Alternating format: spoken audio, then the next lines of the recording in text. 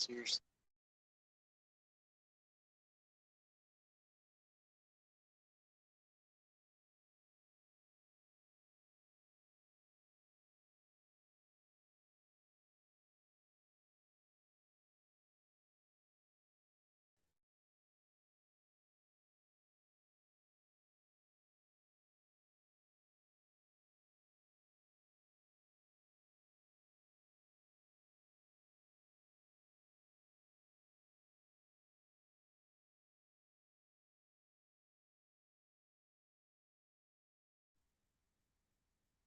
Hmm.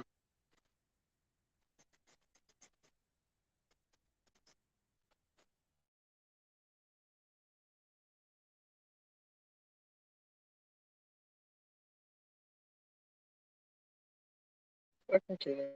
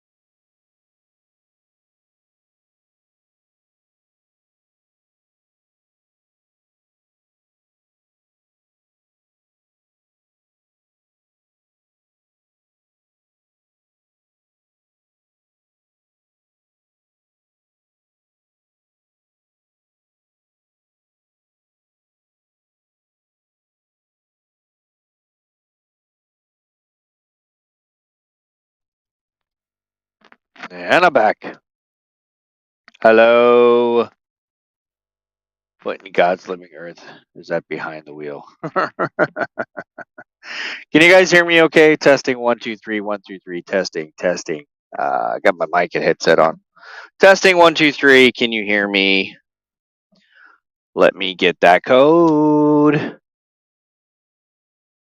Let's see if I can share that to the page. See this one? It just shut down the internet on this fucking thing. God damn it, motherfucker.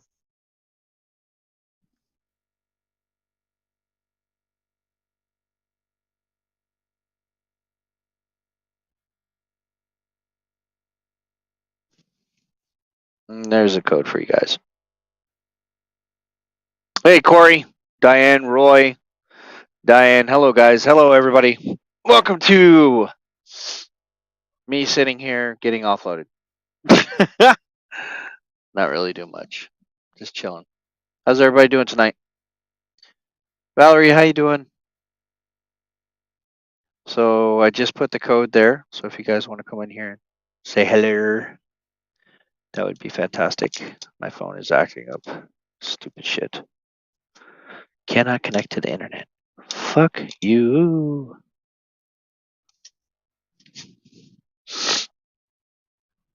Hey, Ted, how are you doing, bud? I welcome anybody in here tonight for this session of bullshitting. Ed, how you doing, bud? I'm doing good. All right, we got Valerie. Hey. Hey, how you doing? Hi, Valerie. How are you? I'm doing okay. Just here at the house watching TV. How you been? Cool. I'm all right. What you been up to? Nothing, just babysitting Saturday and Sunday. I don't mind, but sometimes I want to get out and do something and I can't because I gotta take care of my grandson. My daughter works Do you Saturday and Sunday. get on the back of a bike? Yeah, that's what I want to do. And then Uh, And then my sister's in town for a whole month because my mom had surgery on her right knee. She fell down. She's 85 years old, and she cracked it her knee. And then she's Hey. at home with her therapy and all that. Yeah, so just Yeah, that shit's here gonna at be home. a long time to heal back too. It's how Yeah, it bones are is. old, Yeah, it is. right? You look good, Dennis. I recognize you without the beard and everything. I said, "Oh my God, that's Dennis." I go, "Oh my God, he looks different." Yeah, everybody keeps telling me I look younger. I'm like, okay, whatever. I haven't seen my face in like 2, 3 years, so this is Really? me. Voila. Yeah. Is I it mean, I didn't because shave. you're covering it because of winter? That's why? Cold No, winter? no, No? I was just growing it out because I mean, I don't know, I was just growing it out, but I don't So, know. I felt it. so where you Just at right shaved it now? up. Where you I'm at? in Albertsons in Portland, Oregon. I'm delivering Oh, right now. how's the weather? So, so it's rainy. It's cold. Really? So, Yeah, yeah. So I yeah. gotta sit here for 8 hours for them to unload me. This is like the longest. Albertson sucks here. Takes a long time to unload. What's up, Jimmy, Jeff, Luis, David from Missouri? I mean Montana, Missoula. Corey, what's up, bud? Christina, Laura, So Stephen, you got Seacrest. you got a new truck or what? Yeah, so they're putting it together right now, so I should have it by the end of the week. Wow. I heard you getting a new truck. They're putting what? Everything on it what you need? Yeah, everything. Wow. Wow, that's cool. I'm happy Super for you, excited. Dave. Thank you. Really? Yeah, Uh, I'm super excited about it. how's everybody on the road? Janet and Amanda, and I Um, haven't seen nobody. right. So Janet, I talked to Janet. Janet's still in Facebook jail. Really? So yeah, she's still in Facebook jail. She's been in it for a while now. Amanda's taking care of some stuff. She'll be popping on here once in a while. Soon, hopefully. And Yeah. then yeah, we're just we're asking I can only go so far. I asked the drivers, please, these guys are waiting for you guys to come on here. Please stream, please stream, please stream. I Yeah. can only be so nice for so long. If people are not going to stream, I'm just going to cut them from Truckers TV. So Yeah. Yeah, because I've asked. I haven't seen Kurt. The only one I see is you, Giggles, Hmm. Jack, and who else? Yeah, Janet sometimes, and I haven't seen right. Kurt. I haven't seen. I saw Rose, and then sometimes Ernie would come out, and see how Hmm. everybody's doing. But I haven't seen some of the truckers. I said, well, I guess they don't have time. I guess they're real busy, on the road and Yeah. everything. Yeah. Well, that too, and they get tired. You know, it gets. How can I say this without being mean? It gets very tiresome to be Mhm. bombarded by everybody's problems. So we've got our own problems. We got our own issues. We got our own things. And when you try to incorporate all of those people's worlds into one, it gets overwhelming for people after a while. So they get tired. So a lot of Oh, people don't want to stream for whatever reason. It's like, oh, it was fun at first, but now it's getting a little bit, everybody's getting too freaking clingy or too too attacking or whatever, and then all of the drama and the rumors. I mean, a lot of people just don't want to stay in. It's like, okay, all right, well, yeah. I hear you you. know, I don't do that. I just it's say how you driven guys by do. you guys. It's literally driven by you guys. I mean, we come on here and we show what's going on, but it's literally torn apart by the people watching it. It's like, what the hell? People just come in here with just smart ass marks and not giving a shit about people's feelings or bullying or a lot of like cyberbullying, like That's off sad. the That's sad. backside. It is sad. It's very, very sad. And I don't I don't like it. Yeah. We tell people just to chill the fuck out. Just chill out. Yeah. Chill. Don't be Yeah. so emotionally involved. Don't be so, these are the days of our lives and it has to be the way that you want it to be. And it's like, no, come on, guys, calm down. You Yeah. I know, hear you. stop I hear you. attacking each other because you said something snooty, or if you said something and somebody didn't like, or somebody's giving directions, or whatever. Whatever the case may be, y'all just chill, man. Just have a good time. Talk. I'd rather shoot the shit than talk about something serious. Like right now, I guess the convoy is doing some crazy shit. They're worried about people coming up here to the north. So, it's all political stuff. I don't really follow that stuff. I don't want to talk about those things. I want to talk Uh-huh. about shooting the shit, having fun, laughing, sitting here bored off my ass, Joking and I want around. people to talk Joking to. around. Yeah, I want to I got laugh. I don't you. want to talk about serious shit. I I want to have got you. fun. I don't. Hey, I hear you. I hear you. I hear you. Because that's why I laugh about it. The Fuck all things. that drama. Yeah, I laugh about the things that you say. You start joking and all that. I start cracking up. I said, "That's Dennis, man. He's always a Yeah, I joker." know, right? That's me. I don't want to sit here and talk about some serious shit. Bad enough I got to Yeah. be serious behind the wheel. I want to talk about stupid shit. I want to talk about stupid shit. Yeah, I hear you. I hear you. Now, I always put God bless for everybody and be safe on the road. I don't put nothing bad. I never do. I never have. I'm Oh, a, I know.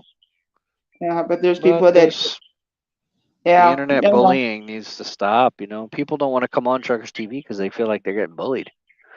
So I yeah. don't blame them. But you know how you stick up to that? Somebody bullies you, tell them to go fuck off. Fuck off.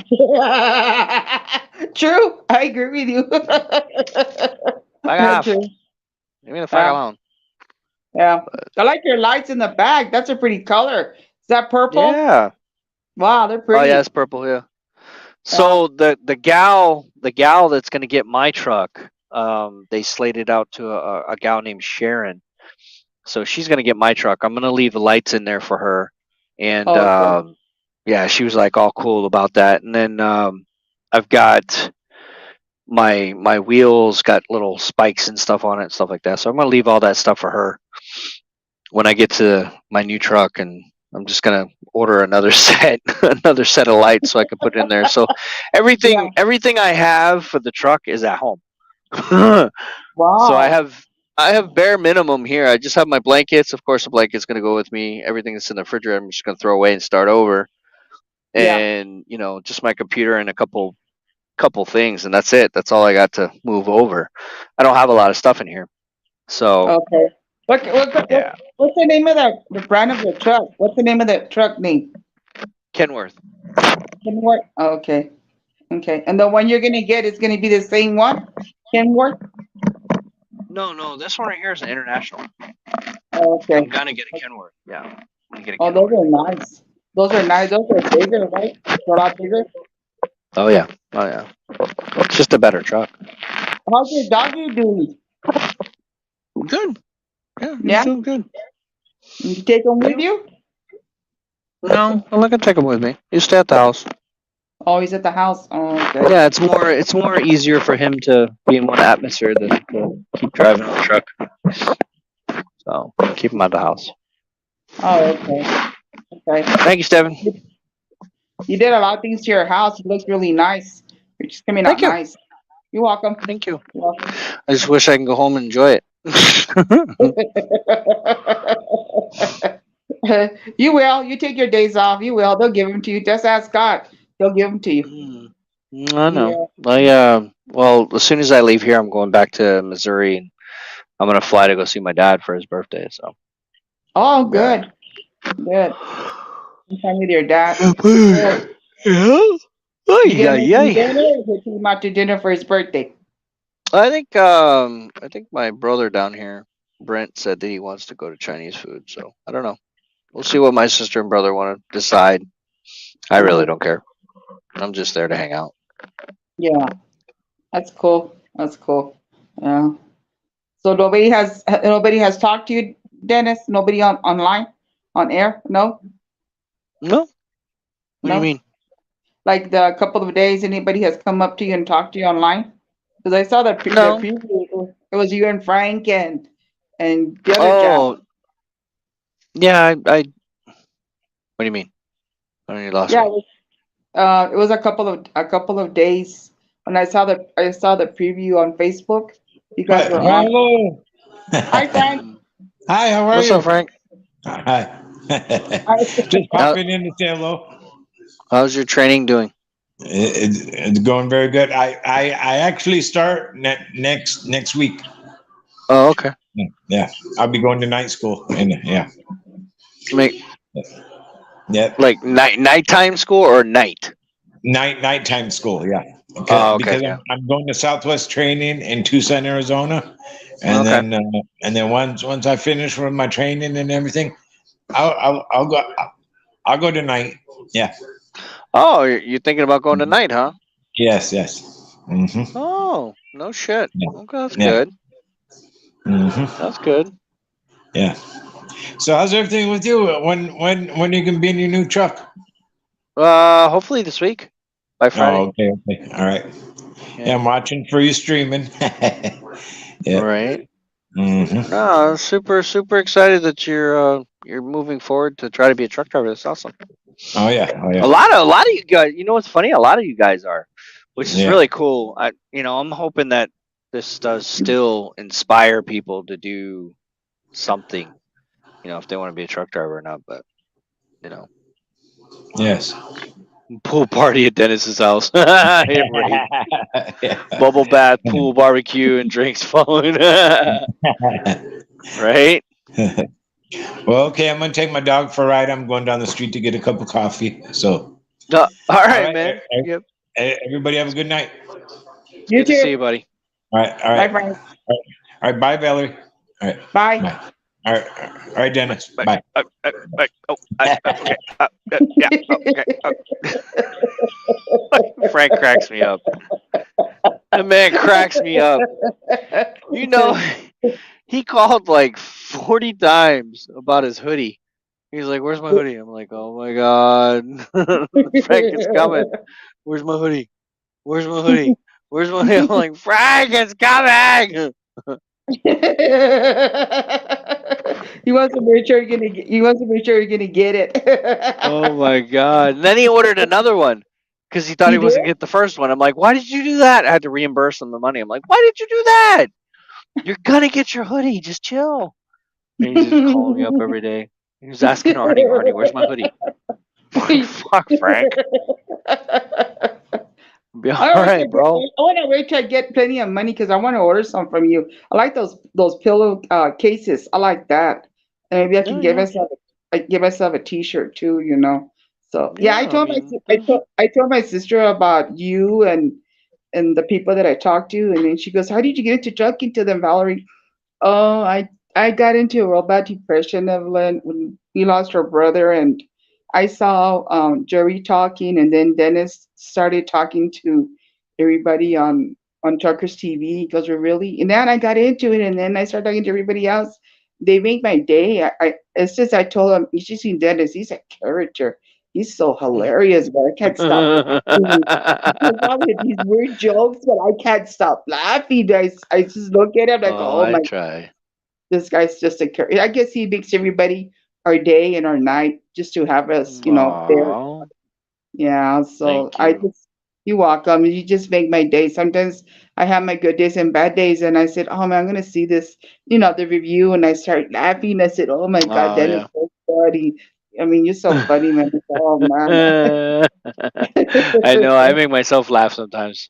Yeah, and you're on the road and you're making a bunch of racket and nobody's on and nobody's going to talk and where am I going? And I told him he was playing these songs and I knew some of the songs he was playing. He was singing and bopping and everything, and I was laughing. I said, "Oh my God, this guy's so funny, man!" He started singing. Hi, Oh, Jack.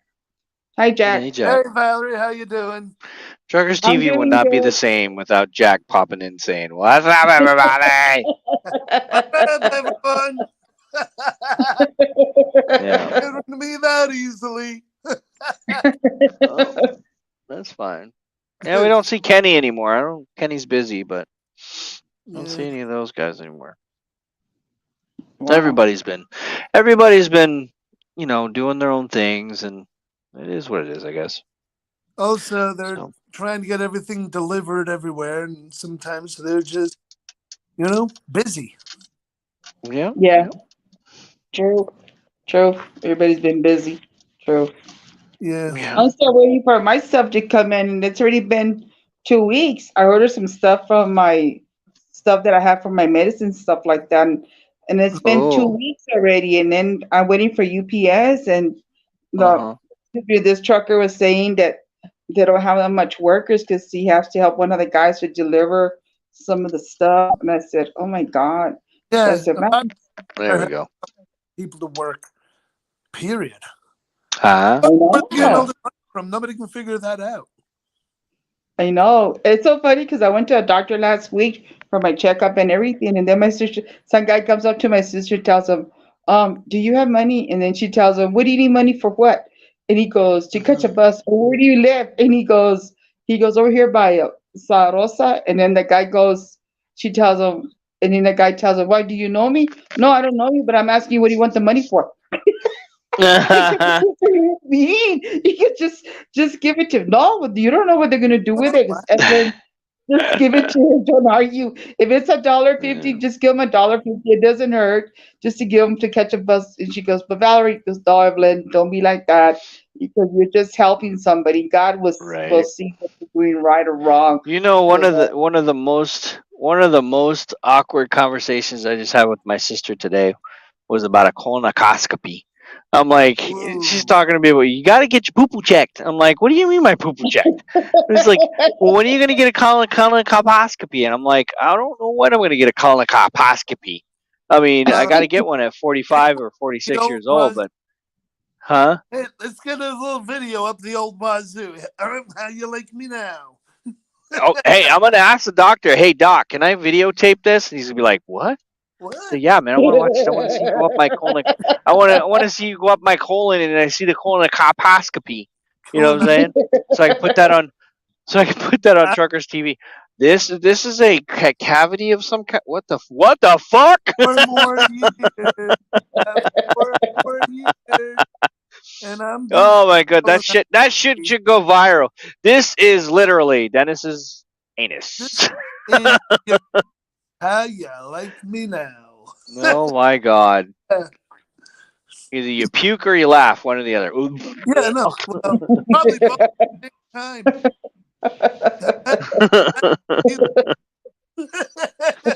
Yeah, but that was an awkward conversation having with my sister. Like, Yeah. so when are you getting a colonoscopy? I'm like, I don't know.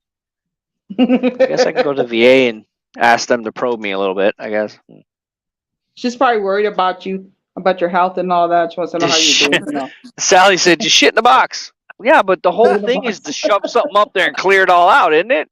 Oh, no, that's an enema. Is that an enema? Shit in the box is what they're talking about with that thing you send in through the mail. You send in a Well, sample so they can test No, isn't shitting in the box to 3andMe? Like you can find out who your ancestors are through your shit. You put it No, in a box, you send it off, and it. that's not No. that. No. Oh, I No. thought that ancestry thing was like you shit in a box and you send it off, and then it comes back with all your family members. No? Well, Oh.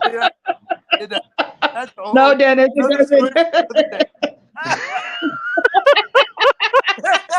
Well, goddamn! I guess I was wrong. I went there. I was about to do that, 3andMe or some shit like that. Can I just shit in the box and tell me who families are? Am I related to you? We got the same shit. Yeah, man. Oh, And says, that would be funny.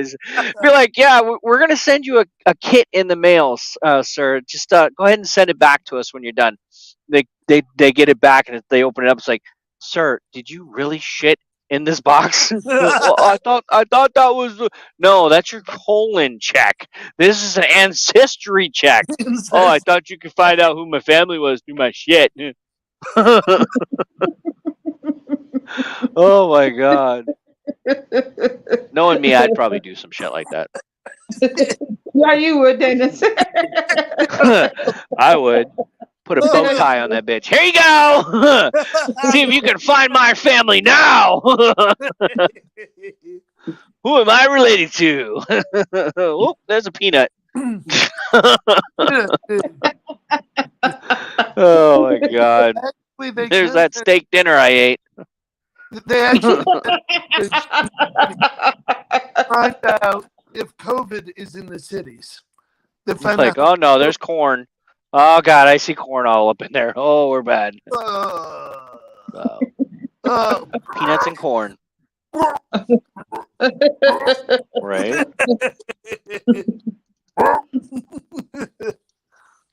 Everybody's like, oh shit. And then hopefully that put a smile on your face, guys. I just wanted to come on here and shoot the shit with everybody, make everybody laugh, because I'm bored out of my mind right now. Bored. I'm looking at Albertsons, Juicy Better Fruits, and fucking Safeway. And wait a minute, when did Safeway come to Albertsons? Albertsons took over Safeway. Oh, they bought them out.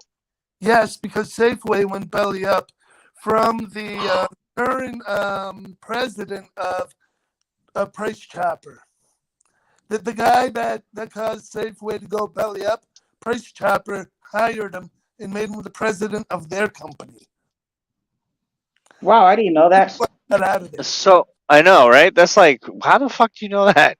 He's like, I'm on my current trivia of my, local restaurants.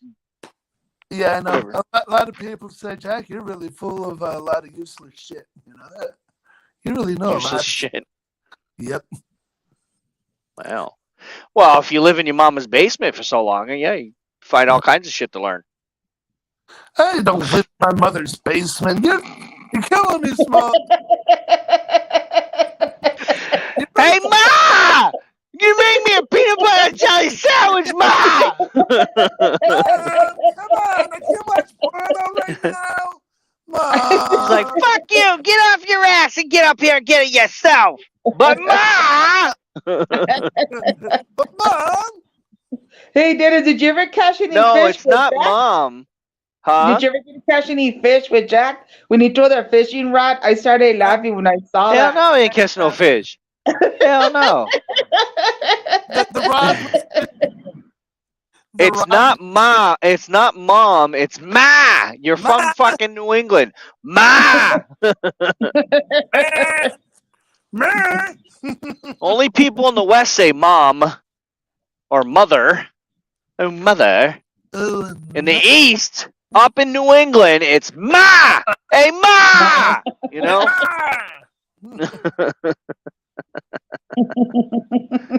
Oh, my God. Mother dearest. Mother dearest. Good night, Corey. Mother dearest. Mother Or dearest. mama. Oh, they say mama in Mama. Spanish. Mama. Mama. Mama. Mama, mama. Mama. Mama. Mm-hmm. Mamma mia. And the Japanese go, Papa, Papa. Papa. Papa. Papa. Okasan, Papa. Papa or Okasan. Okasan's mom. Papa. Otosan is father, but they say Papa. Papa. I always go que pasta. People look at me a little sideways. No, yeah. Instead ¿Qué of pasa?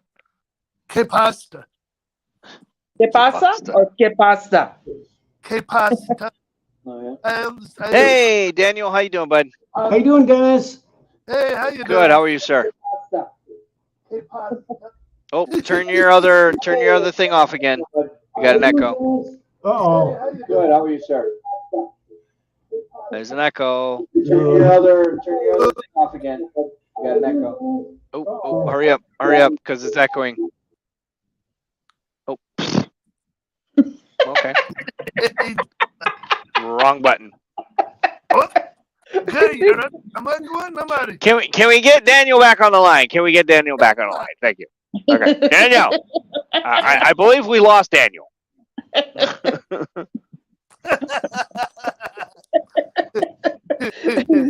Because he told you to turn it off. You told hurry up, turn on that echo. Then you turn the other one off. Yeah, he turned up. Oops. Oh, finally I got a text message. Yay! They're finally unloading me. Almost. Mommy knows best. Don't mess with mommy. She'll kick your ass. She is real combat from the swamp. Oh, but wouldn't that be Nancy There's Pelosi? Daniel. Hey, buddy. Am I still echoing? Yep, you got to close out you got to close out your Facebook. Hey, buddy. I'm not on Facebook though. Or On YouTube? Yeah, you gotta close out your Facebook. I'm not on Facebook though. YouTube. YouTube? Whatever. Yeah. Yeah. Close out your YouTube then. I'm on Facebook though. As soon as they close that, How's that? better. That's fantastic. Good job. You figured it out. Otherwise, what it does is it loops, and then it listens to the next one, and then it listens to the next one, and it just keeps looping and looping and looping and looping. And you hear the same thing over and over again. And then Dana's gonna go crazy. What? Yep. Crazy. I can see how that can drive you crazy. Right? So what's new, Daniel? How you been since the last time you came on and we talked? Oh, just been kind of staying busy and that's about it. Yeah. Well, that's good. Right on. Today I went on Went to see the doctor today, man. He wants me to do the COVID freaking shot, and I'm a little worried about that. Well, you're lucky you didn't want to do a colonoscopy. Oh, I've had those on. Those are not fun. Well, I don't want to get one, but I think I should. I mean, I can shit in a box and send it off, or I can go in there and have them. I'd be like, "Hey, doc, can I get an enema at the same time as a colonoscopy?" And they'd be like, "That'd be a little messy." That's Like, when hey, let's do it. That's when they stick that camera up there and it says hello. The doc goes, "This might be a little cold." Oh my god! You want to stick that in my what? Oh hell no! He's like, this is gonna be really cool. We got a camera with this. We can see where we're going. I'm like, what do you mean you can see where you're going? How far are you going up there? Oh, we're going all the way up there, buddy. Oh my god! I'm gonna touch your tonsils with this shit. Oh my god! we got about 9 feet of fucking intestines to go through. I'm like, oh my god.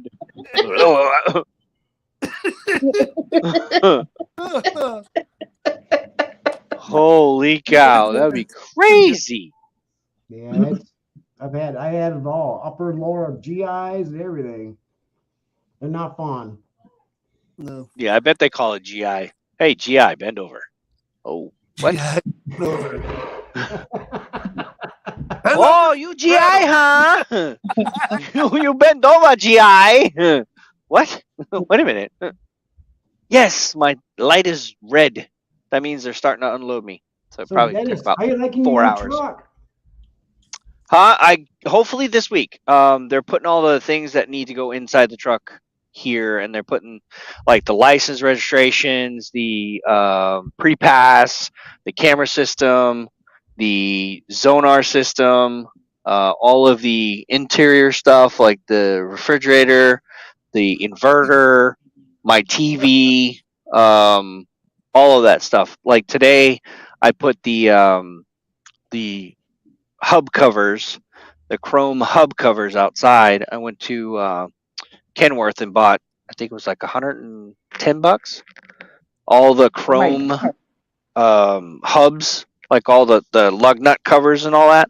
Yeah. So it's going to look pretty fresh out the door. And then Wow. I got my lights ordered. Oh yeah, I got my stickers for the side of the. This truck, I got authorization to put my Truckers TV emblems on there, so they're allowing me to do that. Yep. And, That's awesome. That's Yeah. awesome. So you'll be able to see my truck. Yeah. What color is it, Dennis? It's red, just like this. Oh, Yeah. what is I mean, the only difference. See, that's the thing. The only difference between having a truck like this is 2,700 miles. It's a brand new truck. It's right up. Nobody's driven it. It only got driven from Ohio to here by somebody that had it either on the back of another truck or whatever. But nobody's driven it. I'm the first driver. So it's just like if I were to be a 1,000,000-mile driver, I'd be able to choose the truck that I want. I would choose a T680. And I would choose a Cummins engine T680. But the only thing is I don't get the choice in color. That's the only thing. But I'm not a 1,000,000-miler, but I get a new truck. So I'm happy. I'm totally happy because initially I got what I should have stayed with Knight and kept going, and then I would have had 1,000,000 miles here in the next 2, 3, 4 years, and then boom, I could have had the color truck that I wanted. But hey, I'm getting it now, so it doesn't even matter. Are they still, So I'm all good. putting the Caterpillar engines in some of these tractors now or what? Some of them, I don't think the older models. I haven't seen Caterpillar pop up Cat engines in a while. I don't know. I've seen the diesel Cummins. I've seen the Packars. I've seen the Volvo Detroits. But I have not seen a Cat engine in any of our trucks, I believe. But I could be wrong. I think there might be one. I think, does the Peterbilt have the Cat? I think they do. The Peterbilt has the Cat engine in it? I don't know. Maybe the fans know. Somebody knows in the background there that can say, yeah, the Peterbilts are the ones that have the Cat engines or not. But Yeah. I think Volvos have Cat engines as well, as opposed to Detroit or Cat. I'm not sure, but I know the Kenworth is either Packard or it is a Cummins, which Cummins is the better engine out of all of them. Anyways, there's less breakdowns and faulty things and shit like that. So That's good because that's what you need. You need something dependable on the highway. Mm-hmm. yep. You need I thought something Cats were dependable. Engines too. well, run out, Kevin. You like my safety vest? Yeah, Knight gives us these. It's a really thin one, and it says Knight Transportation on the back of them. I mean, they're cheaper ones, but I wear it all the time. I don't know why. Some people are like, you always wear your vest on. I say, yeah, why not? So they can Why not? see you. They can see you. They will run you over. God Yeah. forbid some teachers on the road and they see you. Well, Yeah. for safety, a lot of these places require you to have they require you to have it on. Now that I'm doing flatbedding, now I got this hat that Jack gave me, which I love. I'm gonna get some stickers for it, put some stickers on it. But Jack gave me this. It says It says Cal Portland, but this is exactly what I needed for this truck when I start doing flatbed. And I have to get a cheater bar too for the truck because I'm going to be doing flatbed as well. I'll be taking loads down to Phoenix. So Phoenix and then Phoenix back up to Portland. So, and that pays good money as well. What kind of stuff are you gonna flatbed? Like steel? Yeah, steel poles, not poles, piping, PVC piping, a lot of like manufactured garages, manufacture like specialty items. Yeah, awnings, specialty items, builder stuff, patio sets. On the flatbed, are you gonna put a headboard, or are you gonna just have to really strap it down good? No, everything. See, that's what's unique about Night. Everything is preloaded. The only thing you have to do as a driver is to check your load every 300-400 miles, and then tighten down if it needs to be tightened down, or just check your stuff every time you stop. You check your load, and then opening up the awning, opening up the side curtain, and taking off the strap per. Usually, you have anywhere between 3 to 6 drops. So 3 to 6 drops. So each drop is separated on the flatbed of where the manufacturer's stuff, either piping or a garage or something like that. So you go to that destination. You take the straps off that one, and then they take it by forklift, and then you roll the straps up and put it in the box, and that's pretty much it. And then you take an empty trailer back to another location, either place, and they preload it for you. So all the trailers for Night are preloaded, which is fantastic. There's no touch freight. That's what Amanda was doing when she was taking pipes here in El Paso, Texas, when she was doing all that, and she would tighten everything. Is that right? Yeah, I've seen it. Yeah, I know what you're talking about. That's better. Yeah, it's all no touch freight, so she doesn't have to do anything but take off the tightening them or take off the strapping. Yeah. If the load shifts, then you have to probably throw another strap over to try to ratchet back in place, but that's about it. But then if you're doing preventive and checking it every other 100 miles, then you're good to go. So I'm pretty excited. I'm pretty excited to do some flatbed stuff. That's very interesting to. They're light loads, so I'm kind of weary about going up and down the 395 because that wind that I went through last time on a 395 down to or I'd be taking 95 down to Vegas, 95 down to Vegas, and then Vegas to Kingman to Phoenix. So it's pretty windy through there sometimes. Yeah. So that would be the route. Pure desert over there. No mountains. It's just pure open desert. Flat. Right. So hopefully I'll find ET and I won't get probed. Yeah. So. But I'll be doing a lot of Nevada runs through the 95 all the way down through. So I'll hit Portland, take the 87 across to Idaho, hit that 95, and go straight down. So, yay, they're starting to unload me. Awesome. Good. So it's all good, man. Yep. Today I spread bug bait around my house because I'm going out to on the offensive against the ants. They started sending scouts into my house, and I saw them, and so I decided to take them on and wipe them out. And then I spread some fertilizer so as to rot them right into my yard when they all croak. I'm kind of tough on the meat. Ant farm growers right now around the world are saying,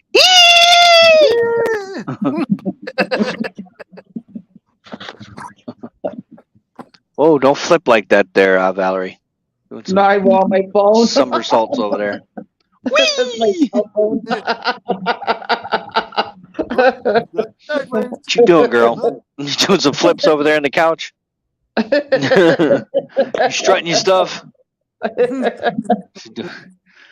Be hanging upside down next. Whoa, Valerie, you all right? Yeah, I do this all the time. So acrobatics. So Kevin Webb said, "I've one that say slow down and get around on mine. I like it how you've The reflection on the safety vest. I've reflector on mine too. Okay, yeah. So you like the reflection part? Yeah, it's like groovy, man. You know, like you like touch it, and, you know, feel it, and yeah. Oh man, Dennis, You know. you're something else. Who, me? That's what she said. Sexy for the You're something else, Dennis. Sexy Oh, for- really? Yeah. Yo, baby, yeah, I'm too sexy for this vest. How you like? Actually, I'm gonna make a shirt. I'm gonna make a shirt that says. I'm gonna make a shirt that says that. I'm too sexy Yeah, for this That's a shirt. good shirt. No, not that one. What did we just say? Too sexy for What the did you vest. say? No, Too not sexy that. for What did you? Huh? Too sexy for my man. No, Or too no, no, no. What he said before that, when I said, yeah, that's what she said. What did you say? Me? No, Frank or Jack. Oh, What did you say? I forget. Oops. Oh my God, we both forgot. Jesus Christ. Oh, no. I just said it. What are you just shooting blanks, man, and just not looking behind or what? You know? Come on. What did you say? Pew, pew, pew, pew, pew, pew. What did you say? No, what did you say? And I said, that's what she said. Oh, dang it. I was talking about slaughtering the ants. No, it was right Right after by- that. Does anybody out there remember that? Who the hell's got kids running around like they're crazy? Valerie, is that you? no, it's not me. I don't have kids. It's just me and my son and my dog.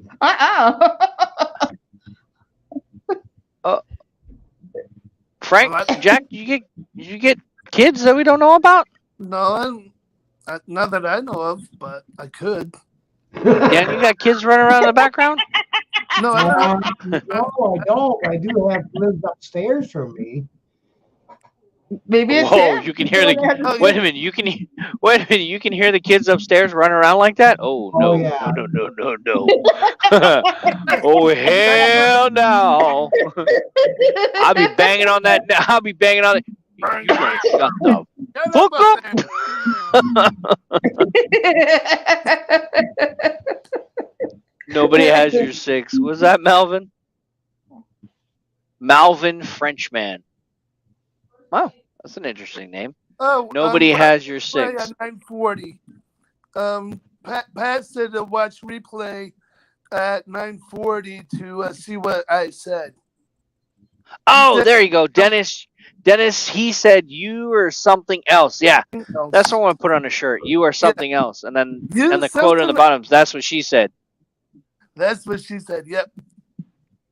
Okay. Thank you, Yeah, you're something Ruthie.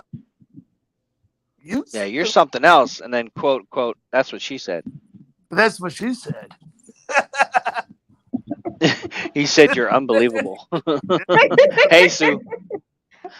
I'm unbelievable, huh? Sue had to come in there with the little slide dunk there. You're unbelievable. Really? Fantastic. Too sexy Excellent. vest. Oh, too Oh my. vest. Too sexy for my vest. Vest. you Too sexy. know what? Dennis is good for comedy and for comedy. For comedy, he could be up there stage talking a bunch of people. No, for you know comedy. what? You know what? This is my platform, right? So this is my stage. If you put me on a stage, I'll be like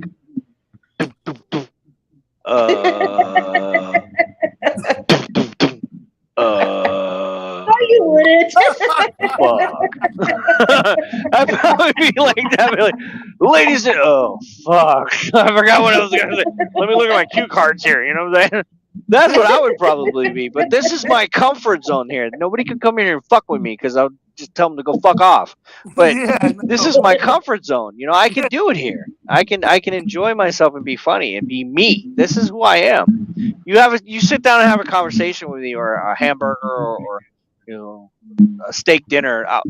This is who I am. You know, this is I Yeah. say some goofy shit and you're like, what the fuck did he just say? I'm like, yep, that was me. You know, this is who I am. I You know, right? I don't know if I can't reproduce this on a stage full of people I don't know. You know, I've gotten to know you guys, so that's why I can just say some goofy shit and you'd be like, yep, that's Yeah, Dennis. Stupid Dennis. motherfucker, but that's Dennis. Yeah. Yeah. So I don't That's know if how- I can be a comedian. When I was in Because a high comedian, school, when I yeah, was you in got to high- write these jokes down. You got to have these skits that you got to come together and talk about all this. I can't do that. I can't. You know, I do this naturally. I don't try to write down skits and like, okay, so the next joke is gonna be, so what did the dog say to the oh fuck, yeah, and no, I can't do that. I can't write down jokes because What I'm not did funny I like say that. to the other one? You probably didn't say ouch. I tell you what, though, I've heard people tell me if I'm drunk and I do this right now, like what I'm doing, I will have you guys rolling on the floor, pissing yourself up sideways and left. You will be like showering your carpet of urine because I would make you laugh so hard. You'd be like, I can't control myself. I'm serious. Like if I'm drunk, oh man.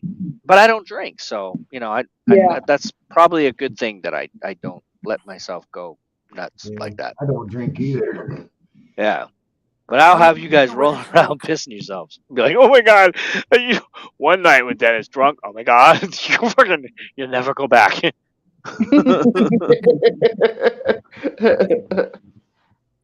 Yeah, I gave up drinking too a long Right time on, ago. Kevin. Thanks, man.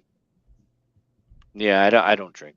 I don't when like I get drinking too drunk, I much. become philosophical. I start talking about the meaning of life.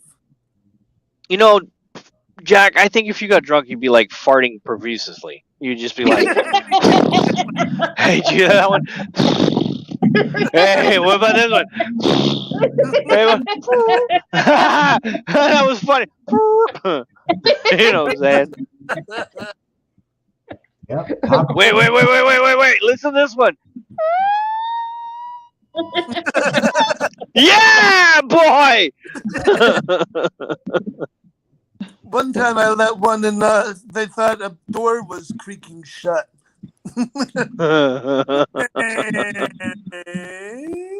Oh boy. Oh, there's Faye. Hello, Faye. How are you? Long time no see, Faye. I don't think I've seen Faye since the whole dancing on the pole thing. Yeah. What's up, Faye? I Anybody think she had a else couple wines that night. I think she had quite a few actually. Anybody else want to join us on this feed? We Yeah, can come fit, on, guys. Where 6 the more. fuck is everybody? Yeah, no. What, are they all asleep? Ain't like you doing anything right now. Come on. Yeah, no. Is everybody getting old and they're going to sleep early? Yes, sir. Yeah, I guess so because every time different hours from different states, you know. Yeah, no. Yeah. So my times Valerie, are is that your knee that's up in the air there? no, that's never mind. Oh my god. Oh my god. Never mind. What? You got me. You turning me red. You call it Dennis. Oh my god. I was like, damn, Valerie. I thought that was a knee. Holy shit. Damn. I'm a big woman. Sorry. Hey, that's okay. That's okay. That's okay. Oh, I feel girl. embarrassed. That's okay. Just put those things away. You might excite people. Oh, Dennis, be quiet. You give me good red. Oh my God. Start a train I'd wreck. be like, oh Lord Jesus, I gotta go to church tomorrow. I talked to Dennis last night. Oh my Got him hot. Right Then now, you decided to- I gotta go to confession. I talked to Dennis last night. Oh my God. Oh, I'm going to hell. that would drive some- He was talking about my knee. Oh my God. No, I gotta get some holy bread and some wine. Oh my God. it's my body, okay? It's my body and I like it. Oh my goodness.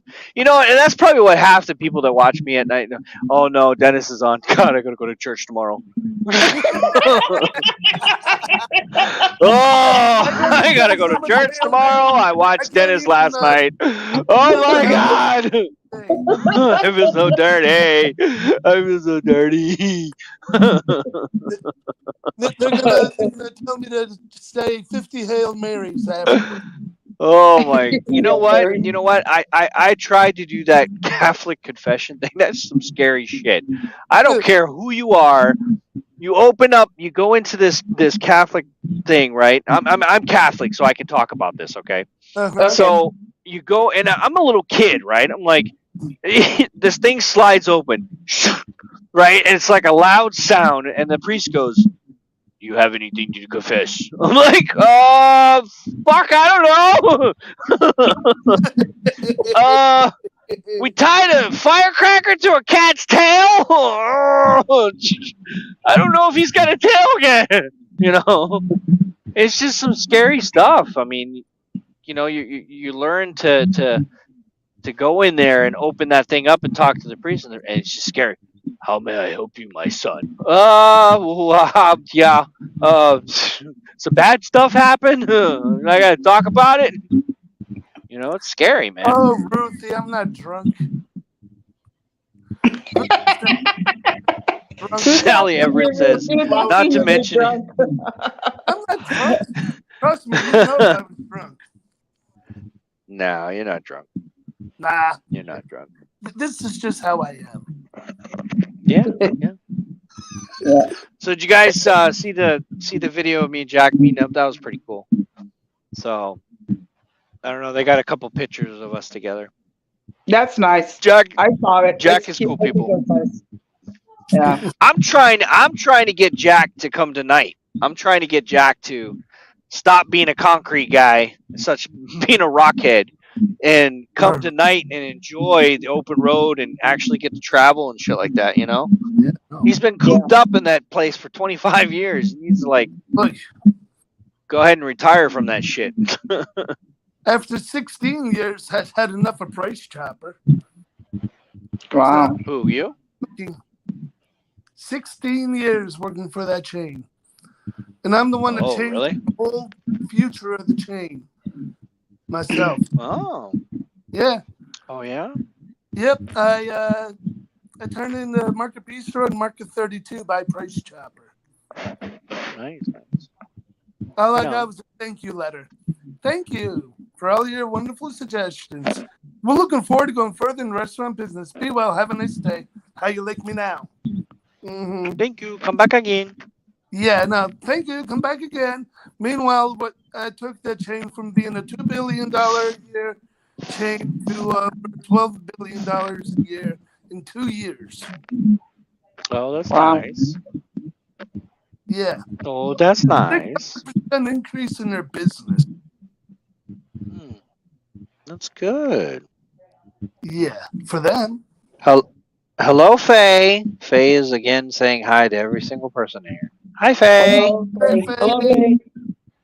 But she has not said hi to me yet. Hello, Faye. You must say hi to me, Faye. You must say hi to me. She will tell you hi. This is what I demand. Come on, Faye. Will. Come to the dark side. Faye. Come to the dark side. Get on, Faye. Hey.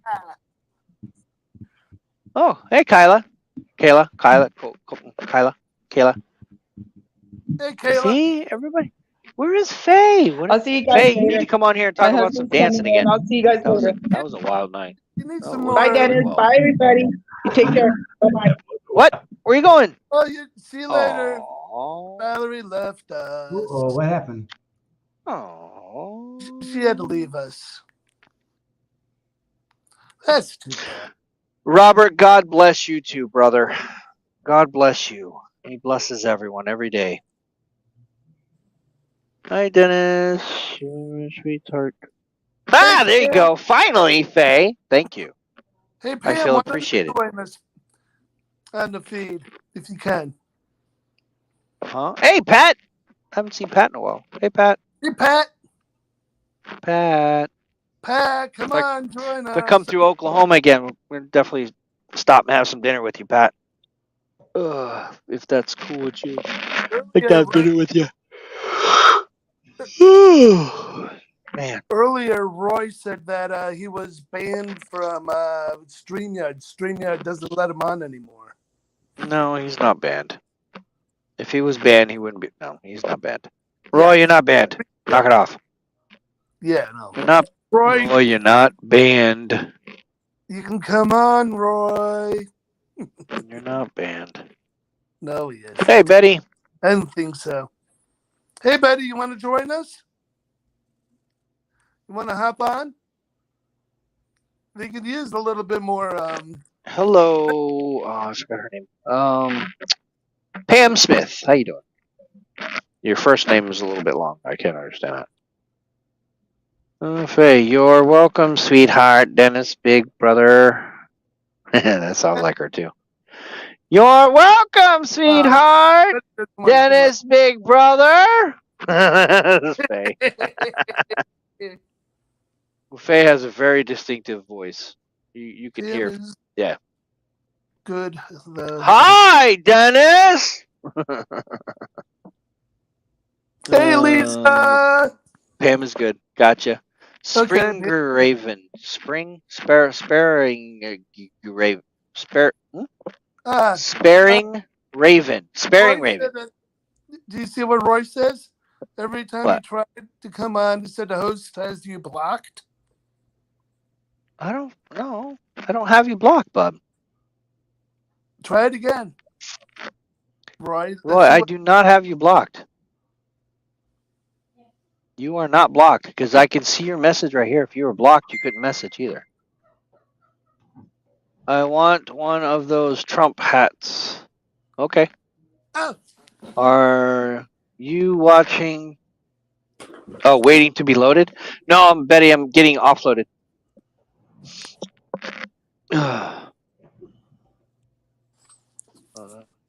I got my Make America Great Again hat.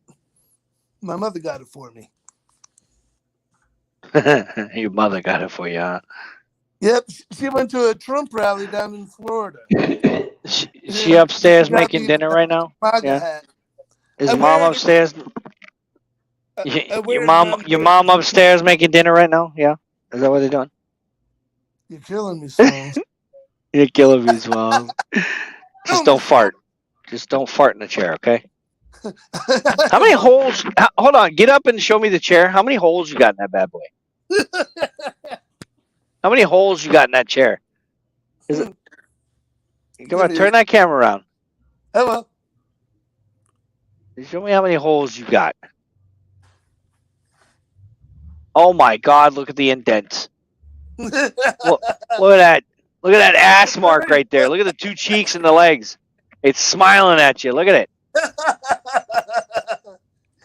Yeah, because it loves me. Oh yeah, that love chair loves you. Oh yeah, it does. You gotta peel your ass off that thing. Huh? I buried some real good farts in that sucker. Oh my God!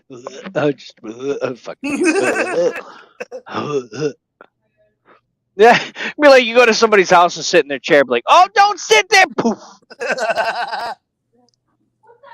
Oh my God! Poof. And you just like die and vomit.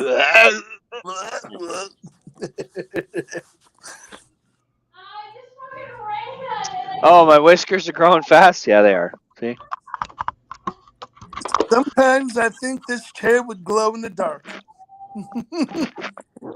Yeah. So Dennis, where are you heading off to now? After I drop this off, I'm going back to the yard. Sit.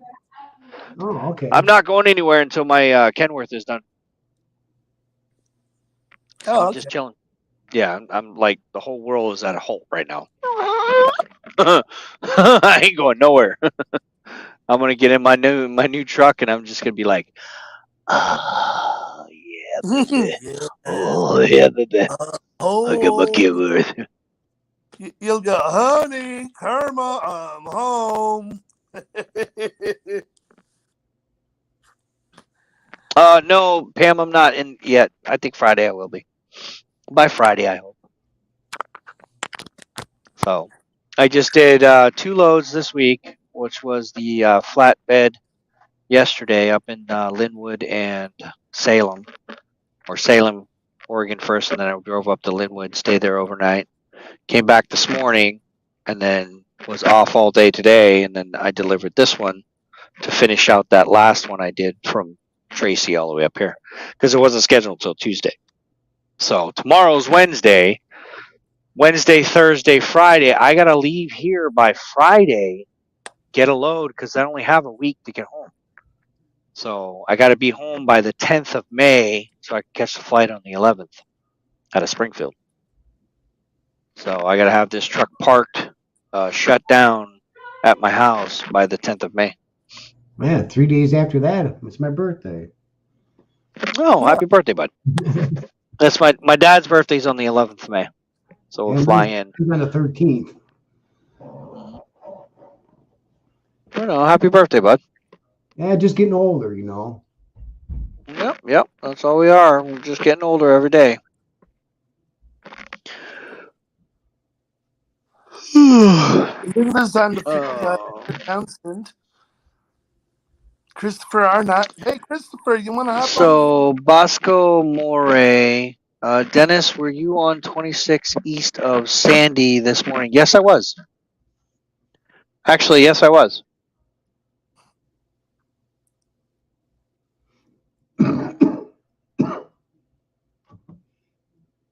Huh. Bosco. I can't believe I didn't even fall off of that high. Is that your mom? Split, and then all of a sudden I got what the fudge? You done to me?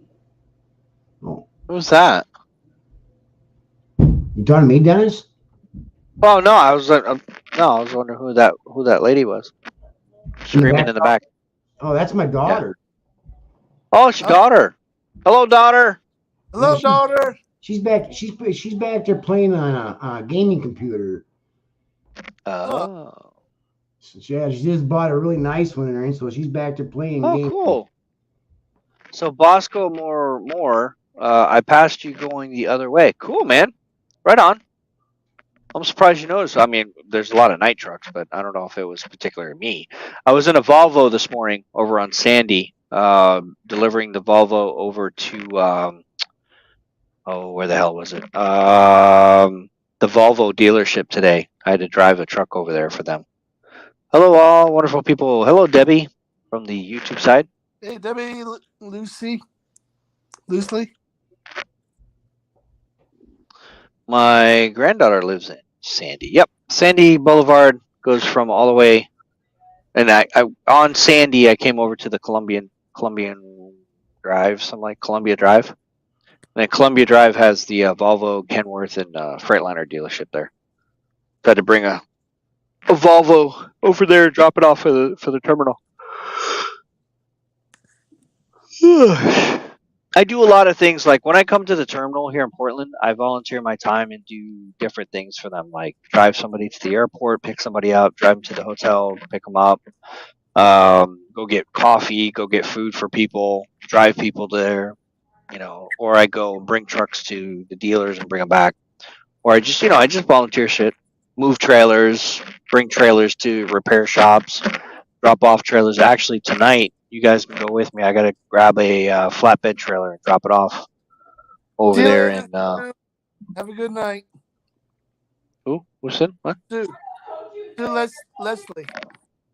Hey, hey Frank, you want to pop on the feed and say hi to us? You want to go He already live? did. with us? He did earlier. Oh, he did? I didn't know. Yeah, you were not here. Is it pretty Oops. cold out there in Portland? Huh? Is it pretty cold out there in Portland? No, it's about 40, 45, 46 degrees. It's pretty chilly. I mean, it hasn't warmed up that much, but it was cold today, kind of sleet. Yeah, It's cold been, rain. We're sitting at 33 degrees right now. Good night, Sue. Yeah. So I don't want to go north, but I have a feeling they're going to send me to Montana to pick up a load straight to Springfield, which is going to suck because I got to go all through the winter shit. I'm north. Huh? but Whereabouts in Montana? Missoula.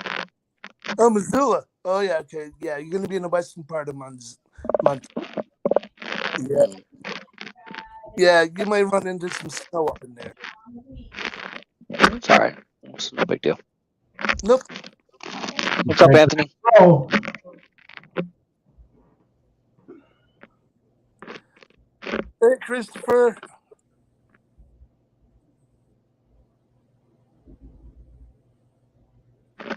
You have a new TV. Yeah, I'm going to have a TV, 32-inch TV in my truck this time. So I'll be able to put you guys up on the big screen. Hey, Win.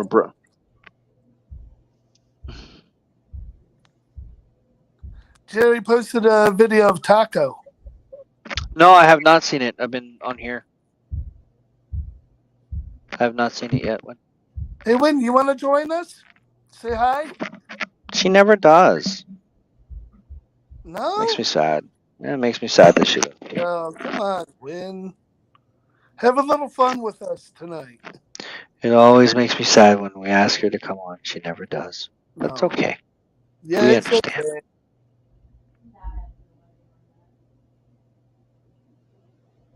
Headed to Utah Thursday, right into Friday. Yeah.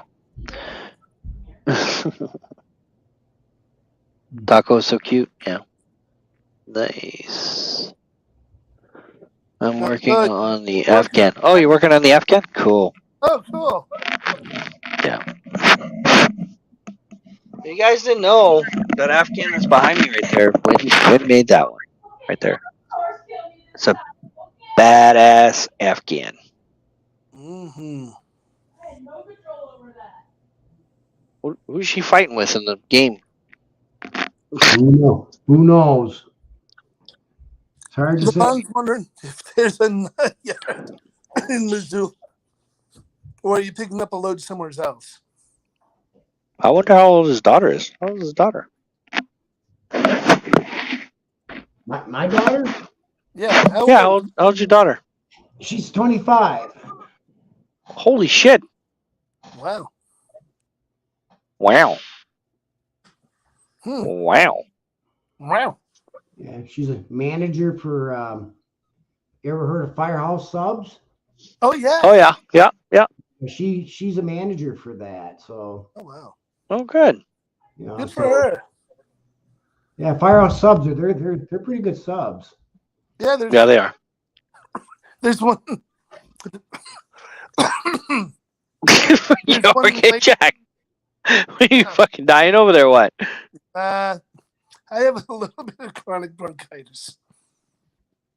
Oh, with Asperger's, huh? Asperger, bronchitis, and Asperger. Asperger, chronic bronchitis. Oh wow. Well, don't joke there, buddy. No, don't worry. I can't. I'm not I can't come through the camera and smack the shit out of you. So. I'm waiting for the curtains to raise. The what? The curtains to raise. I'm waiting for Jack to do that big fart. Oh my God. Please don't encourage that man. Please don't encourage him. I'm gonna have to feel myself when I'm out on the boat in Gloucester, catching a fish and not dropping my rod into the water. I bet he gets like 3 miles an hour or faster when he farts. Speaking of that, Check this out, guys. Are you fucking kidding me? Dennis, get the phone. Get the phone. Oh, you're fucking kidding me. God damn it, no. Let's go. Oh, Mayday! Are you fucking Mayday! Mayday! Mayday! Man down! Man down! He fucking dropped the pole. Dennis! Stupid son of a bitch. Dennis! What the fuck did you do to me?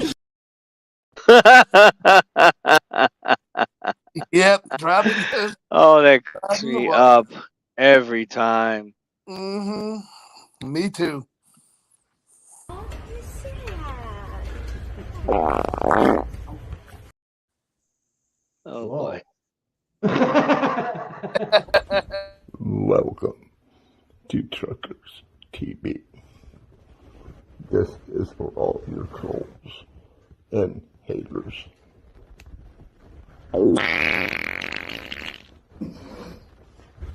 She's And that really came out of his asshole. That's just horrible.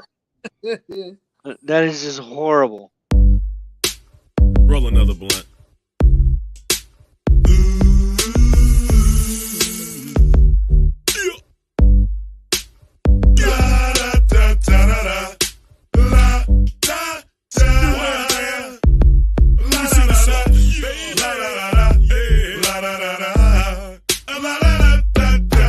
I was gonna clean my room, but then I got I was gonna get up and Put the link up for some more people if you can, Dennis. Some of the people are saying they need a link so they can get on. Jesus Christ, that fucking guy. Christopher said he needs the link. Okay, I'm linking you right now, buddy. You have been linked. Oh, this fucker's coming right next to me too. You motherfucker. There you go. You got linked. Got my COVID vaccine. I'm feeling great. What the hell? What the heck? What the heck was that? What?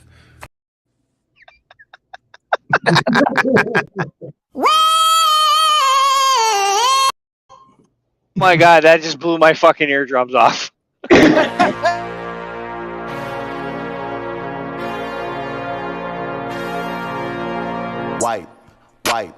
Wipe it down. Wipe it down. That's a TikTok favorite right there. I woke up this morning and I was like, damn, you one sexy motherfucker. Hey, 777, you okay back there? You're kind of swerving. Yep, 10-4, just sitting back making a sandwich. What? Just gotta keep her in the groove, over. It's some old.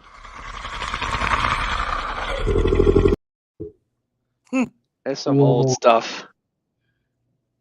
So I understand that you are a trainer, Dennis. What's that? I understand you're a trainer. Yeah, amongst other things, yes. I took a student one time. Uh-huh. I had a really bad experience. So he was with me for 6 weeks. He had proven that he can drive. He could back everything. So I decided to take a nap. So driving down the road, I feel a tap on my shoulder. And I look over. He's standing in the bunk with the truck driving down the street. What? He said, I got it on autopilot, man. We're good. And left his ass in Kingman, Arizona on the side of the road with all of his shit. I got it on autopilot. What the fuck? What the hell? Oh, boy. That's enough. I never took another student again. I would have threw his shit out the window and pulled over and told him to get a fucking Uber home. I left him at a truck stop at least. Oh man. And funny shit, I was telling Arnie this story, and Arnie was like, "Dude, I seen the guy that you dropped off." Oh Jesus. He was like, he was sitting there begging people for a ride. Uh-huh. Wow. Well, you know, everybody's got fish stories. It's been a rough couple of days for me, man. Why, what's up? Just driving wise, it's been a rough couple of days. Hey, we're truck drivers. That's part of the deal. I'm just running ragged. Like I didn't get done. Like I had some brake problems. I'm sure Jack could tell you about what was going on last night. Yeah. We didn't get done with that till about 12:30 in the morning. I was doing a tractor supply load. Yeah. And 5 o'clock in the morning, they come beating on my door, which is no problem. Usually I just pull the truck out, open the doors, break the seal, back in, and I go to sleep. They would not let me go to sleep. They refused to unload me. What? So I had to go This is Tractor Supply? Tractor Supply. So I had to go inside and sit in their driver or their Oh yeah, that's not uncommon. Costco does the same thing. No, not Costco. Sam's Club. Was it Sam's Club that did it or Walmart? I've been doing. Fuck, I can't remember which one, but they told me I had to sit inside. And I was like, what the? I think it was a Sam's Club. I've been. I had to sit inside. 2 years, Dennis. I do one every day. I've never been told that I couldn't sleep in my truck. Well, then you just give them the keys and be like, look, I ain't driving away, so I'm going to bed. I tried Kiss that. my too. ass. I tried to give them the keys. That wasn't good enough. They refused to unload me. Had to call the company. And I just said, fuck it. I ended up going inside. So hindsight being 2020, after talking to the Tractor Supply CSR, from now on, I'm dropping the trailer and pulling forward. They can no longer tell me I can't be in my truck. Oh, okay. Drop and pull forward, yeah. Just drop and pull forward. Yep. But like I've had some crazy loads. Like I was in Wisconsin last night. I drove up to Wisconsin from Indiana. Well, I deadheaded from Owensboro, Kentucky to Pendleton, Indiana, all the way up to Sheboygan. Sheboygan. Did that. And then I went over to Montesee, Wisconsin, got loaded again. Now I'm in Des Moines, Iowa. I deliver tomorrow morning down in Valley, Nebraska. Got to turn around, grab a load, and head all the way out to somewhere in Colorado tomorrow.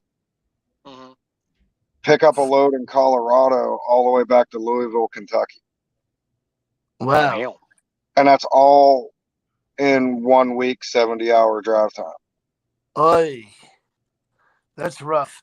So I'm running my ass ragged this week.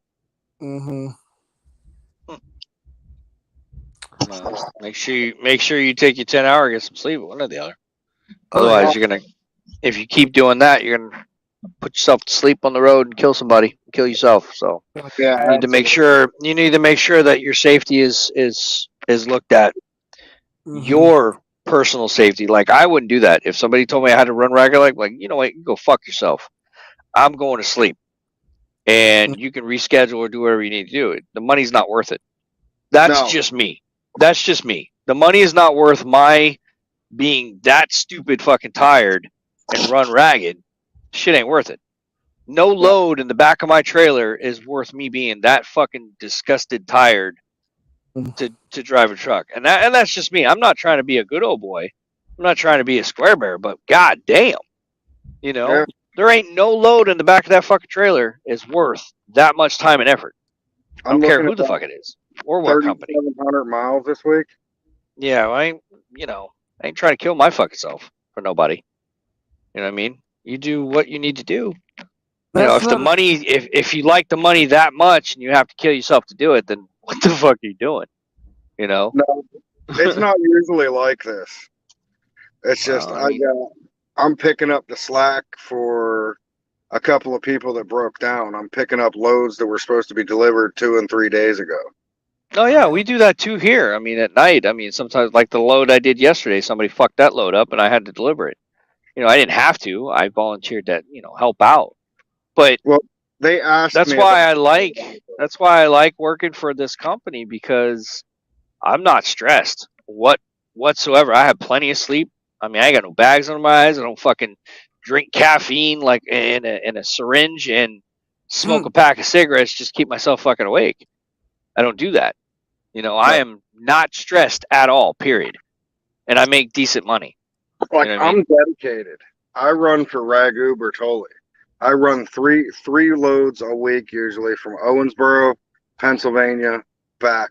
And I do that 3 times a week, and I go home. Right, but see, I understand that. But are you happy doing what you're doing? Yeah, I love my dedicated route. It's a 9-hour drive. Don't complain. Drive back. Don't complain. Don't complain. You're raggedy fucking tired.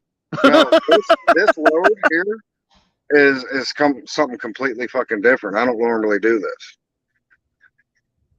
I'm just helping out on a bad situation. Right.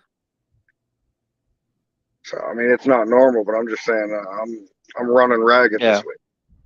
But that's how I view things, man. If you got to be happy to what you do, and if you're chasing the money, then sometimes that's harder than just doing what you need to do. I don't know. I'm not chasing money. I'm not chasing money whatsoever. I'm not doing this for the money at all. This is my hobby. Help out. I get it. Like my trucks that I own running myself make enough money that I don't have to work. This is just. Then why are you working? It's a hobby. I can't stand being home with my wife.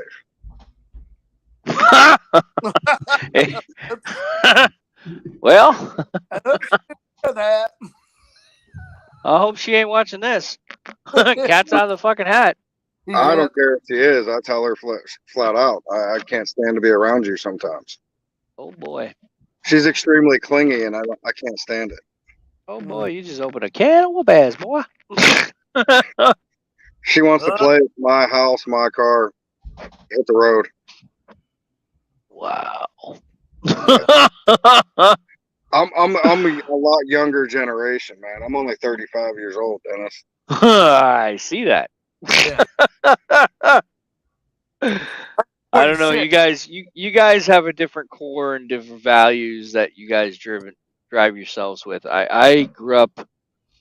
Yeah, I'm a little bit different than everybody. I think my morals and my who I am as a character is a lot different than what I see in a lot of different people. I probably blame it on the military. I'm kind of a square bear, but I'm not. I don't like. Yeah, I'm a different character, man. I hear you. What's that?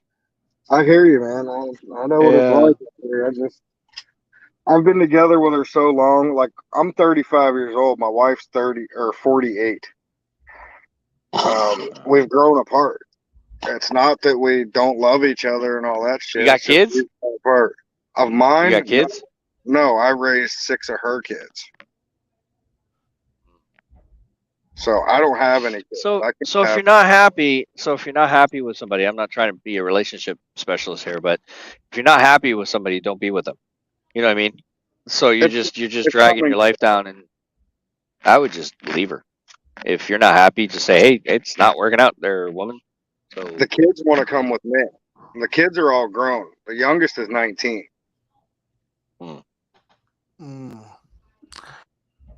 And like my daughter just had a baby.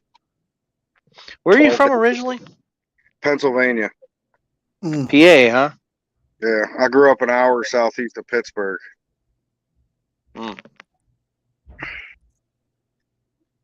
Different world over there in PA. Oh yeah, that. Way different. New York, totally different than New York City. Trust me. Oh yeah, you knew I would do.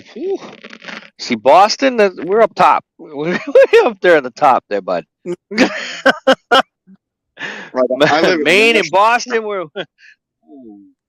The whole world apart.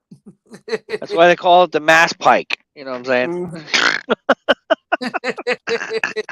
That's why they call people from Massachusetts massholes.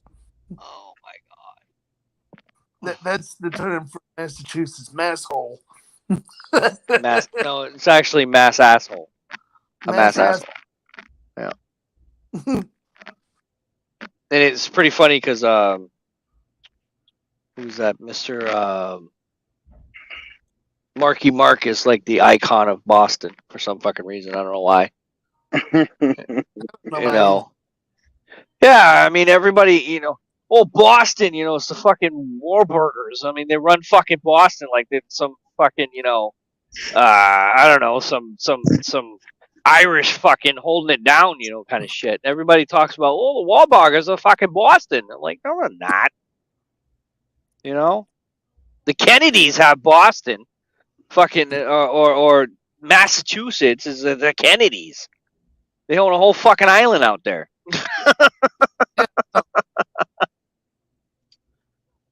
Yeah, but I don't know. I think that's funny. Everybody thinks of Boston, the Warburgers. Warburgers. Mikey Mack and his brother. Beantown. I've been out there when I was in the service. I was in New Jersey.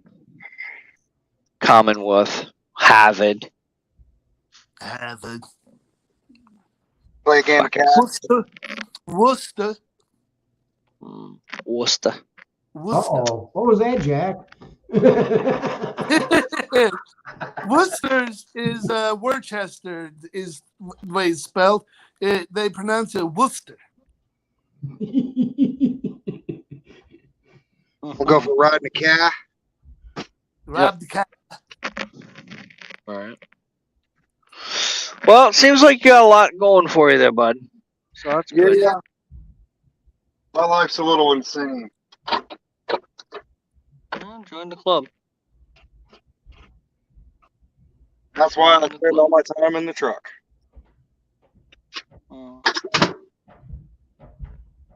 That's good. Well, we appreciate you streaming. Yeah, I enjoy it a lot, man. It's like I watched Janet streaming one day when I was at home on home time, and like me and Janet really hit it off.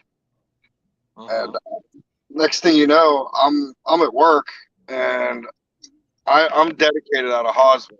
She pulls a lot of loads out of Domtar, which I do every day. I'm there every other day. And I met her in person. And I reached out to Arnie. I was like, hey, man, you think I could do some streaming? And I've been streaming every day since. Well, I didn't know you guys met up. Yeah, I met Janet. There's a picture on the fan page of me and Janet together. Where the fuck was I? Did I miss this? I've been missing a lot of stuff, guys, and I apologize. I mean, I've been kind of getting everything secured for me. So, did you get your new truck? Yeah, it's being put together right now.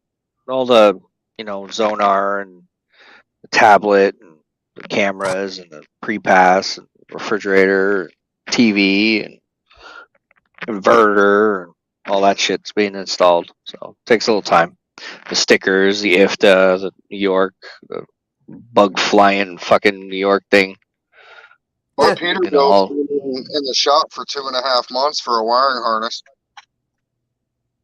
What? My Peterbilt has been in the shop for 2.5 months for a wiring harness. Oh, it's just, what kind of engine is it?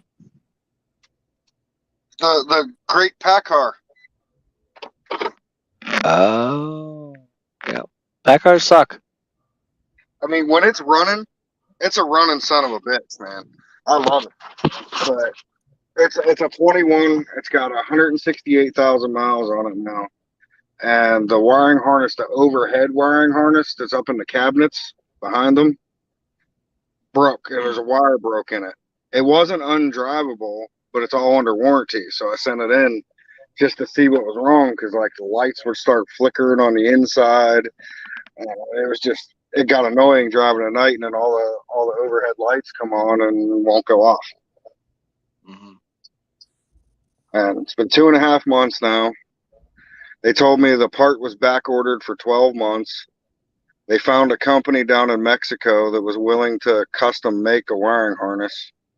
And that was supposed to be here on the 19th. Where's the truck broke down at? Evansville, Indiana. Jesus Christ. Jeez. Which is only an hour from my home terminal. That was the closest Peterbilt dealer to Owensboro, Kentucky. That sucks. I have all that. Yeah. Trust me. I know it sucks.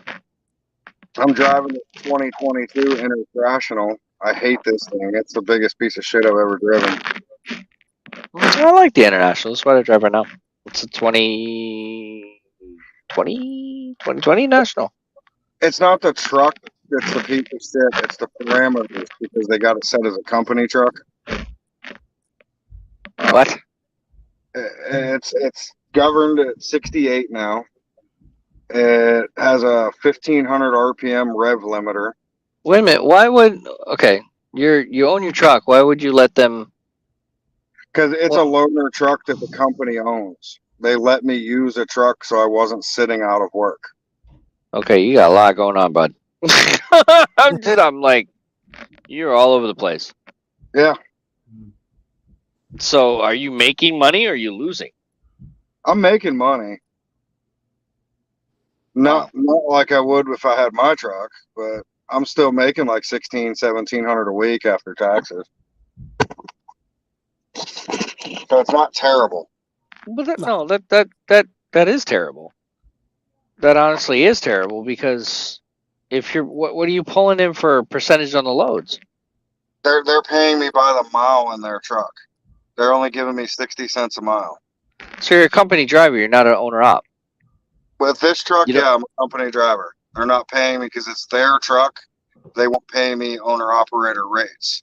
Now, when I'm driving my truck, I'm pulling in $7,000 a week. Wow. You should be pulling in more than that with your own truck. Well, that's only making 3 trips a week. Wow.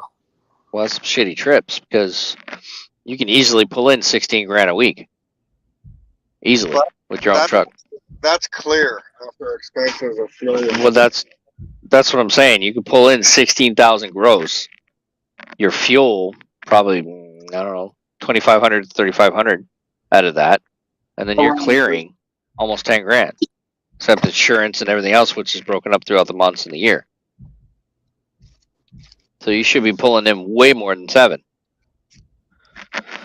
if you own your own truck. Yeah. Well, trust me, I was there. I did it. I saw it. I need a better run. Yeah, you need a better dedicated than what you're doing because you're not making any money. Mm-hmm. You're definitely not making any money because your shit's broke down. Yeah, you're losing money every day.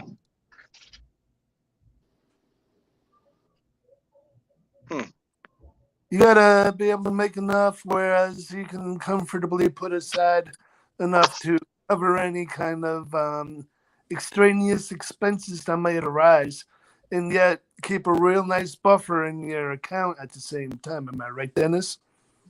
I mean, I got money sitting around. I'm not broke.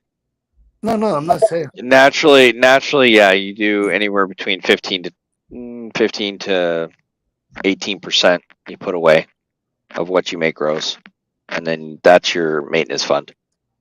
So, like, if I need to do anything, it doesn't have to be too much. No. Yeah, it doesn't have to be too much. Ideally, you get a brand new truck that's under warranty. Then you can put that maintenance fund in for the year because you won't have any breakdowns. Hopefully, cross your fingers. Don't do anything fucked up. You know, you put a year's worth of 15% of what you make. If you're clearing 16,000 a week, you know, pulling loads, then 15% of that is quite a big chunk of change at the end of the year for your maintenance. Like this is my first time running my own truck. Mm-hmm. I've only had that truck maybe 4 months. Well, did you buy a fucking lemon lot or what? No, it only had 40-some thousand miles on it when I bought it. So it's just a wiring harness? It's just a wiring harness, but it's on national back order. Well, I tell you what, I go to a fucking junkyard and I'd find a fucking Peterbilt and I'd rip that bitch out and put it in the fucking new truck because the wiring harness isn't gonna go bad. I mean, you trying to buy a brand new fucking computer system, a wiring harness? They ordered a brand new because it's all warranty. They ordered a brand new wiring harness for it, and it's like kind of out of my control in that respect because it's all warranty. If I go buy some bullshit wiring harness and put it in it, I'm gonna void the warranty.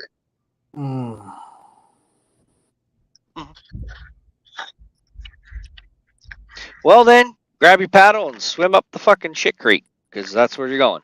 That's what I've been doing, and keep paddling, buddy. That's all I can do. Mm-hmm. Paddle away. It'll eventually turn back around once I get the truck. Oh yeah, you wouldn't have to work with the fucking company you are now, getting pinched. Yep. Well, I mean, I thought $7,000 a week clear in my pocket was decent money. I've never seen more than that. Yeah, but you just said you're making 1,000 after take. I'm making 16 take home after taxes. It's a big what? 1,600.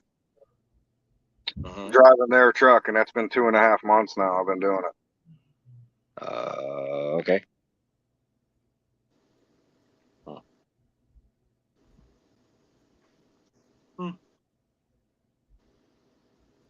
Right on. Oh, okay, I looked at night. As Yard, Missoula is 140 miles from me.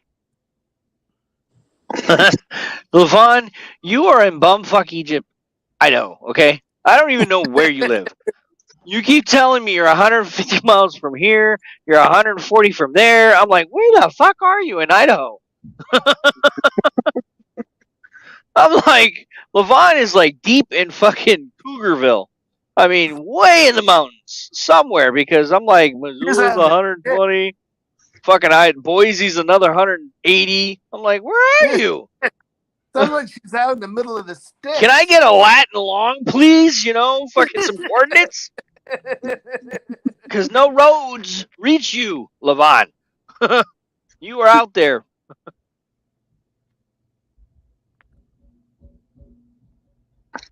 Christopher says he's having the same problem as you. Both of you guys are having the same problem. So, well, PACCAR to begin with is a piece of shit engine that I've seen so far. It is a piece of shit engine, and there's a lot of parts on back order because they can't manufacture the goddamn things. Cummins, on the other hand, is made in America. So, well, some parts are from overseas, but a lot of shit's made here in the States. So, Cummins is probably the best engine right now on the market. I agree. It's rebuildable. All these other engines throw away. Right. This truck. I've seen Peterbilts in the shop. I've seen the Volvo. Well, the Volvo I've never seen in the shop. Volvos have a couple sensors that go out and they're a little bit of a headache, but the International, when the sensors go, you know, you got to replace the sensors, but the sensors are the first things that go. Peterbilts I've seen break down all the fucking time, and the Kenworths with the PACCARs, they break down all the time. So, but I've not seen a Cummins in there broke down. Like, so, this truck has a couple problems. It has an X15. This is the second time around. The sensor in the def tank keeps saying the def tank's empty when it's not, and the truck derates and shuts down and won't go. Oh no! It's happened twice now, and I've only had this truck 2.5 months. Oh, that sucks. Sounds familiar. I mean, they fix it relatively quick. Goes in the shop, it's back out the same day. Sounds familiar. Then maybe you should couple extra sensors in your toolbox on the truck, so you can just hand them a sensor and say, "Put this damn thing in there and let's get it out of here." Right? You know? I didn't have too many problems with the Cascadia. Mm. No, you won't. Cascadia is a good engine too. Mm-hmm. They usually have the Detroit, either the Detroit or the Cummins. Cascadia has Cummins as well. One I had was a DD15. Yeah, the DD15s as well. I was talking about the Detroit DD15. My buddy has one that has a 16 in it. Mm-hmm. You know, and I just recently started looking at engines. I mean, when I first started driving, I didn't know much about the engines or about what was good and bad about each one. But now that I've seen a PACCAR, I've seen a DD14 or 15, I've seen a Cummins, I've seen, you know, the Cats. Cats I haven't seen too much lately, but I've seen all of the engines, and by far I think the best one I've seen is the Cummins. You know, so they did a really good job on the Cummins. I like the old school Detroit 60 series. No. If you can keep oil in it. But yeah, a lot of these engines, yeah. The one I fell in love with is the Mercedes. My father always drove Mercedes. Those are nice. That's not a semi. Talking about semis there, Frank. Well, Jack. They have Mercedes engines and Volvos. Oh, do they really? I didn't know that. Some of them do. Sterling's got the Mercedes engines in them. I did not know that. Yeah, Sterling. You know, my truck has a jet engine. It takes mine's got a 747 fucking turbojet double fan afterburner F-18 fucking, you know, Cuisinart flying, push the button, you're fucking in your seat, man. Got an engine, man. That's what I got, bro. You know, and I push my little go-go gadget fucking arms and it flings out some wings and I just fly like a fucking bird, man. Woo! Caca! And then I rolled out of my fucking rack and realized that I'm only going 65 fucking miles an hour. Caca, motherfucker, caca! Wake up, bitch! You're only going 65. No flying, motherfucker. You know, those Mercedes motors, you know, I don't even think they even govern them. You know, I don't think they do either. Yeah, because when I had my Mercedes, 93. Okay. It didn't have a governor on it. You know, it had lots of power though. Oh yeah, those things are a bear. Ooh, wait a minute, hold on. Dave said this is a racist chat. What the fucking? Can you spell racist, motherfucker? How about you learn how to spell racist first before you go racist chat? You fucking idiot. Fuck you, Dave. Julie's was, hi Dennis. Hey, what's up, Julie? How you doing, girl? I'm Governor 25. Robert, you funny as shit. Hey Dave, go fuck yourself, okay? Go fuck yourself, Dave. This is a racist cat. What is racist about it? We're talking about fucking truck engines. How the hell do you get racist out of truck engines? I don't know. Oh, you got a Cummins fucking, oh my god, what the fuck? Really? Tell them go kick rocks. Who comes in here? Right, just kick some, don't kick rocks, kick a fucking boulder and just keep kicking it, okay, buddy? Maybe you'll break all your fucking toes. Jesus Christ, the fucking people that come on here. Yeah, no. God. That's where you wonder why I got gray fucking hair. Yeah, I already got it. God. I probably got more gray hair than you do, Donna. Man, this is a racist chat. What the fuck is racist? Who's racist? Out of here. See ya. Learn how to fucking talk first, then come at me, bro. Yeah, I'm solid gray. Holy shit. Oh my goodness. What the? I haven't even seen you before. Look at that. I don't even have any gray. That's not gray. That's like bleached fucking white. That's my fucking life, man. That's fucking... I'm 46. And I don't have any gray. Hey, I'm gonna nickname you Powder. What's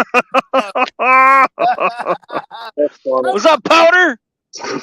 Powder Puff. I dub thee Powder, Mr. Whitehair. We'll waste this chat. We'll waste this chat. You got white hair. That's very wasteful. That's very racist of you. You got white hair. Oh my god, what a fucking dweeb. Oh, what a dweeb. God. Ay, ay, ay. I'm gonna have so many people that hate me because I keep come at me, bro. I mean, fuck, I got a big knife. I got a really big knife, and it would be a very bad day for you. Come at me, bro. I got a big knife too. Fuck, man. That's what we was asking last night. Was like, Dennis, hopefully he has his knife with him. He was in some pretty sketchy shit last night. Nah, that's only Linwood. It's only meth heads and fucking heroin. It's all right. Methods and heroin. You got to watch out for the people that do coke and speed. Just go watch out for them. Hey, you! Whoa! They get bubbled. Trying to run around looking like Hulk Hogan and shit. Or Macho Randy Savage. Never do Slim Jim. Oh, bitch, you need to stop doing drugs. Please, please. Before your head fucking explodes. Yeah. No, I ain't worried about too many people. Got one too many toothpicks there. Yeah. Oh, There's a lot of crazies out there, man. The world's loaded with them. Oh, did David come back again? Oh no, he's still the same thing. Okay. Yeah, it hasn't scrolled up. They must be eating Tide Pods. Tide Pods. Having bubbles in his brain. I thought a putty cat. Fucking psychopath. This is a racist battle.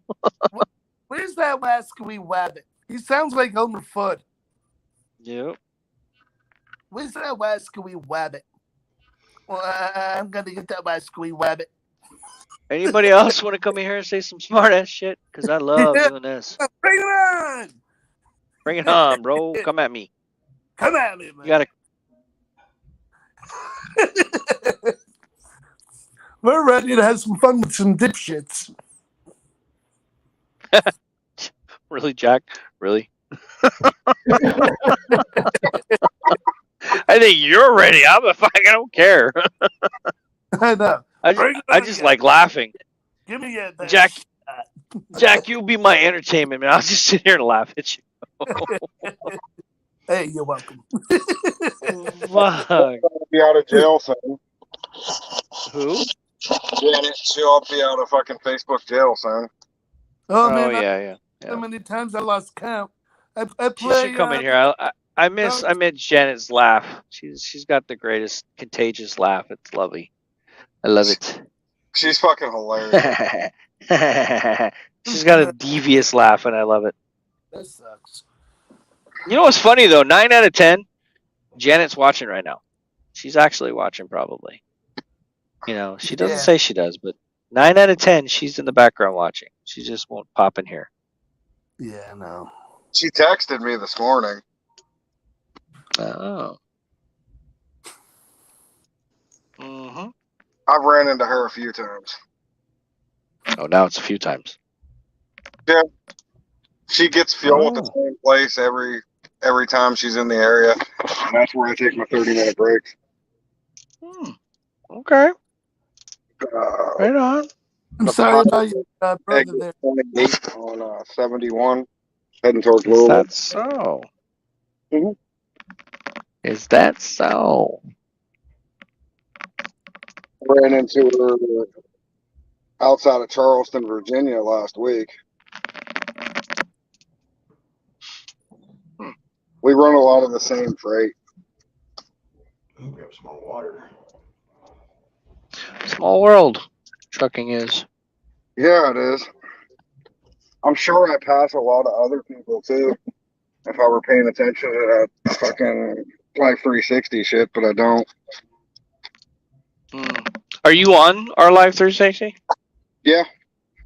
Okay. I'm sitting here in oh shit, it's dark as hell. I'm sitting here in Des Moines, Iowa right now. Yeah, I know that place very well. I've stopped at the Urbandale Pilot. What a shithole. Oh yeah, that whole area is a shithole. I stayed in a hotel there for a couple days because shit was broke down. Lesson learned: always go to the one in Altoona. It's a lot better than this one. Even though as I've always heard, lessons repeat themselves until they're learned. So hopefully you always learn your lesson the first time so you don't do it again. well, this is my first time ever stopping at this one. It was on route. In order to go to the other one, I would have had to go the opposite way on 80 a couple miles. Oh. So I was like, well, I've never been there. It says they have 22 reserved parking spots. Yeah, my ass. Got here, there was like 2. People were just parked wherever the fuck they want. Yeah, no. They were parked illegally all over the place, right behind trailers and everything else like that. I saw that when you were driving around. Yeah. Oh man. I'll be right back, guys. Yep. All right, man. I'm probably gonna shoot off. I gotta get some sleep. It's almost midnight. Well, here it's 12:55. It's 11:55 here for me, but I want to make sure I get a solid 10 hours of sleep tonight. Oh yeah, you need it. Yeah. You definitely need it. I mean, yeah, I'm running my ass ragged, and I'm not making the kind of money that I should be for these last couple of months. No. But agreed. I have multiple trucks. I have 2 trucks of my own. I got one running with Landstar. Okay. And so between both of them, I mean, I don't have to work. Yeah, true. It just keeps you busy, keeps you out of trouble somewhat. Yeah, because what would happen is if I was sat at home all the time, I'd start smoking pot again, and I'd just sit at home, smoke pot, and play video games. Yeah, but that's cool. Some people say, man, that's like really cool, but really it isn't. No, I mean, I've been down that road. And it's a bumpy road. It's not fun. No, it's fucking boring. All I do is just sit at home. I refuse to get off the couch. Oh, that's. How about get another hobby, like maybe become a cook or something, you know, and then you're not OTR all the time, and you're not yourself ragged, so to speak. See, I'm not supposed to be OTR. Like these last couple of weeks, I've been running a lot of oddball shit. Yeah. But it's kind of by choice. Even though they're running me as a company driver, I have the freedom to say, no, I'm not taking that load. Give me something else. Why don't you? I have. They tried to send me all the way to fuck to Montana last week, and I told them to shove it up their ass. Like it was 2 stops in Montana and 1 in Twin Falls, Idaho. Oh, wow. That would have really through the snow and everything. Oh, man, that would have sucked. And I was like, nope, not doing it. So I took a load to Virginia Beach instead. Oh, that's not too bad. So I spent the weekend in Virginia Beach. Not bad. No. Been in worse places. Like, I'm probably going to take a load down to Miami here soon. Oh, okay. Just because I want to go hit some sun instead of the fucking cold. Yeah, I hear you. Like, they let me pick and choose. They don't say, well, this is your load and this is all you get. Oh, okay. So, like, whenever I get a load assignment that comes across my computer screen, I get 3 of them at a time and I choose which one I want. Yeah, so it's kind of like a give and take. Yeah, I mean, this load here that's tomorrow, she said, do you want it? And I looked at the mileage. I was like, okay, it's like 768 miles. I'll do that in a little more than 2 days. So I'll go around, go back from, it's like something Springs, Colorado. Huh. See, like I have multiple loads that come in at a time. Yeah. Can I turn the camera around the other way? I don't know if I can. I'm not familiar with this shit.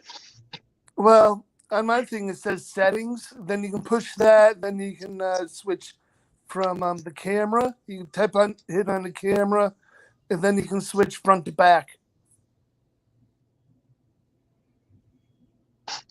See, like they send me multiple loads at a time. See? Oh, okay. So this one is going to picks up in Waverly, Nebraska, which is 39 miles from where I'm dropping this load. Okay. It goes to Pagosa Springs, Colorado. All right. And then from there, I chose this one. Goes to Aurora, Colorado. Okay, so that's not a real bad distance. And then I'm going from Aurora, Colorado, all the way to Louisville, Kentucky, and then I'm going to go home. Yeah. So you're kind of doing a loop. Yeah, like I strategically picked those two because the other one, like I've been doing a shit ton of deadhead miles. I don't know if you've been following me. Yeah, I've been a little bit, yes. You've seen me on your feeds. But I've been doing 250, 275 miles empty. Yeah. Delivering a load 100 miles away from deadheading 275. Yeah. And I get paid the same whether I'm empty, bobtail, or loaded. So I've been doing a lot of empty miles. It just seems like a waste of time, doesn't it? They make so much money off the load that they don't give a shit. Yeah. Then why don't you get a bigger percentage of their take on the load? I do whenever it's my truck. Going from 1,600 to 7,000 clear a week. Right now. Yeah, they're loving me right now because I'm running. I'm running. I don't do less than 600 miles a day, Jack. 600 every day. I've been out since Monday. Yeah. Let's see. I have 48 hours left on my 70 since Monday. Wow. Like, just so like you don't think I'm trying to bullshit you. Look, that's my 70 that's left. Oh wow. And then what the fuck? Oh, I don't think you were. What the fuck? Okay, here it goes. Okay, this is today. Yeah, I see that. 6:03. Yeah. Here's yesterday. 6:07.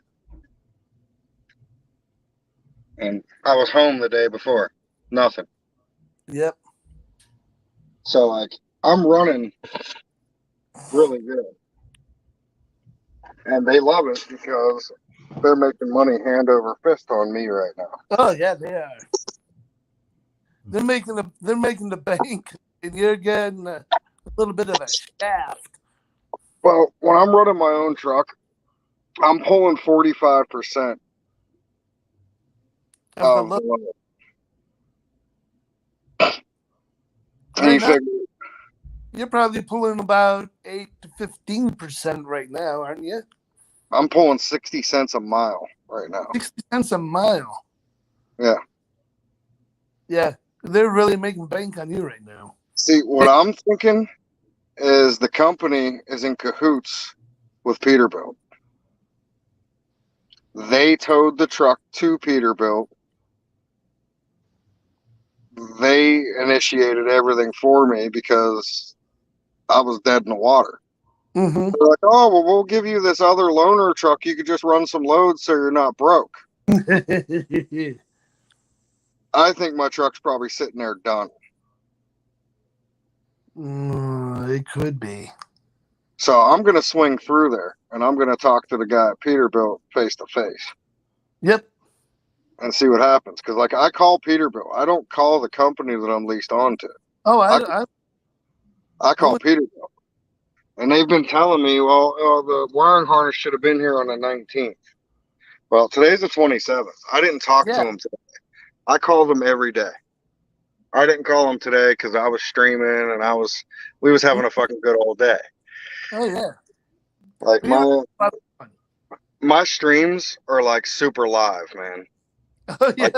Like I don't know everybody else how many people they get in their streams and shit, but I've had upwards of 300 people in my stream at one time. Mm-hmm. Is it like that for everybody? Not really. Some of them get 100, some of them get 150, some don't even really break 50 half the time. And you see how active my shit is. Yes. We're all involved and we're all laughing, we're all having a grand old time. We don't even realize that the time has passed when it does. No. And that's what's getting me through me running my ass ragged. Yeah. And we're more than obliged to help you. Trust me. We're You here. see it? I mean, I still had another hour and 10 minutes I could have drove today up the road. Oh, yeah. I was like, fuck it. 603 miles? That's fucking enough. Yep. I don't blame you. Most people don't drive more than 5. I don't know what Dennis does. Like, I don't really know Dennis. This is the first time I've been face to face with him since I've been here. Oh, okay. So, like, I don't really know him at all. He's a cool guy. I like Dennis a lot. He's a good guy. Trust me. Like, I feel like I'm a younger version of Arnie. I drive like Arnie always did. Mm-hmm. And me and Arnie hit it off. Like, I call him and we talk on the phone. Oh, yeah. And we talk for fucking hours. I hear you. But yeah, I like to share some of my personal shit. I don't get too into depth. Like, I enjoy showing off my grandbaby to the girls. They love it. He's adorable. Trust me. He really is. Yes, he is. My wife accused me of that being my kid. Uh-oh. Because he kind of looks like me. A little bit. But, like, she's not my blood either. Like, none of the kids are. Yeah. They're all my wife's kids. Mm-hmm. But it was a fucked up situation. My daughter was out on the truck with me for 4 months. Mm. She turned up pregnant. I had nothing to do with it. She met somebody on Tinder at a truck stop. Oh, no. 9 months later, there's little Dominic. Yep. Wow. Yeah. See, like, I can't really bitch that I'm only making $1,600 a week. They're footing the bill for all the fuel. They reimburse me for. I get reserved parking every night when I go to a truck stop. They pay for it. Like, they pay for everything because they're making so much fucking money right now. Oh, yeah. They're making money. Like, I don't work for a small company. No. This company has like 3,000 trucks. Wow. So it's not a small company. It's not no Knight or Swift. Nope. They're massive. Yeah. But they're a sizable hauler. Yeah, they're reputable. And I mean, they have like 3,000 trucks and like 10,000 trailers. Yeah. So like most of the shit that I do is drop and hook. Mm-hmm. But like the tractor supply shit's all live unload, but it never takes more than like 2 hours. Yeah, it shouldn't. I worked for Price Chopper for 16 years, and I helped unload some of the trucks that pulled in and stuff, and it shouldn't take more than 2 hours to really unload a truck, if you know what the hell you're doing. Now, on the refrigerated side, I've had some really bad experiences. I got out of refrigerated. I don't blame you. That can be bad. I sat in a dock door for 3 days in Houston. 3 fucking days. Yeah. I got there at 4 o'clock in the morning. I was the first truck into a dock.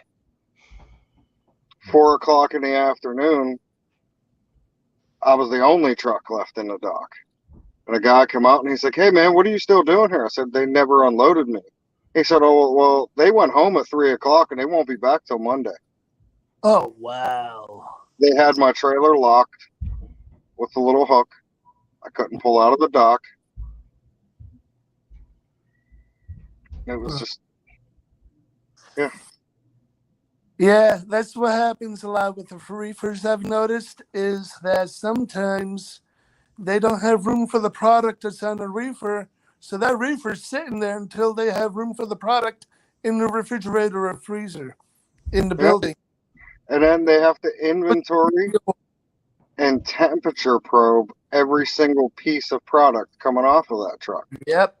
Whereas with a dry box, they just pull off, okay, there's 10 pallets. Oh, 10 pallets. Good to go. See you later. Yep. Like this load I'm on right now is that rubber mulch. Yeah. Yeah. Yep. So is it a Gaylords or is it loose? It's on pallets and bags. Yep. That should come off quick. Oh yeah, it should. But I'm going to a Menards distribution center. Oh, okay. As long as the back break, it should come off quick. Yeah. I mean, I looked at them in there. They were in there nice. They loaded it really nice. It only took them 19 minutes to load the trailer. Oh, not bad because they're used to it. Yeah. So, I mean, if it took 19 minutes to load it, how long should it take to offload it? Not long at all. As long as they are good at what they do and they don't screw something up and then bust it in a bag on the truck or something or right outside the back of the truck, and then they got issues because they have to clean all the stuff up. Yeah. And you could ask Jack earlier. I had over 200. Mm-hmm. He did have over 200 for a while. That's because I entertain the crowd. Yes, you really do. And we also all work off each other too, the whole time. Mm-hmm. Mm-hmm. It's kind of like working on this live chat. We're always laughing and we're always having a grand old time, and we get a lot of people on the chat with us, and they're in the background, and we just all have a grand old time visiting with each other. I have a hard time getting somebody to open the StreamYard. There's been several times where I've asked, like in the private messages to the admins, and they just ignore it. Yeah, sometimes I think they're all a little too busy or something. They just don't want to bother. But the StreamYard's here for them to open up for us so that we can all, do what we're doing right now, chat and have a good time and share information, talk about our live situations. And our 3-peppered Billy Goat. Yeah.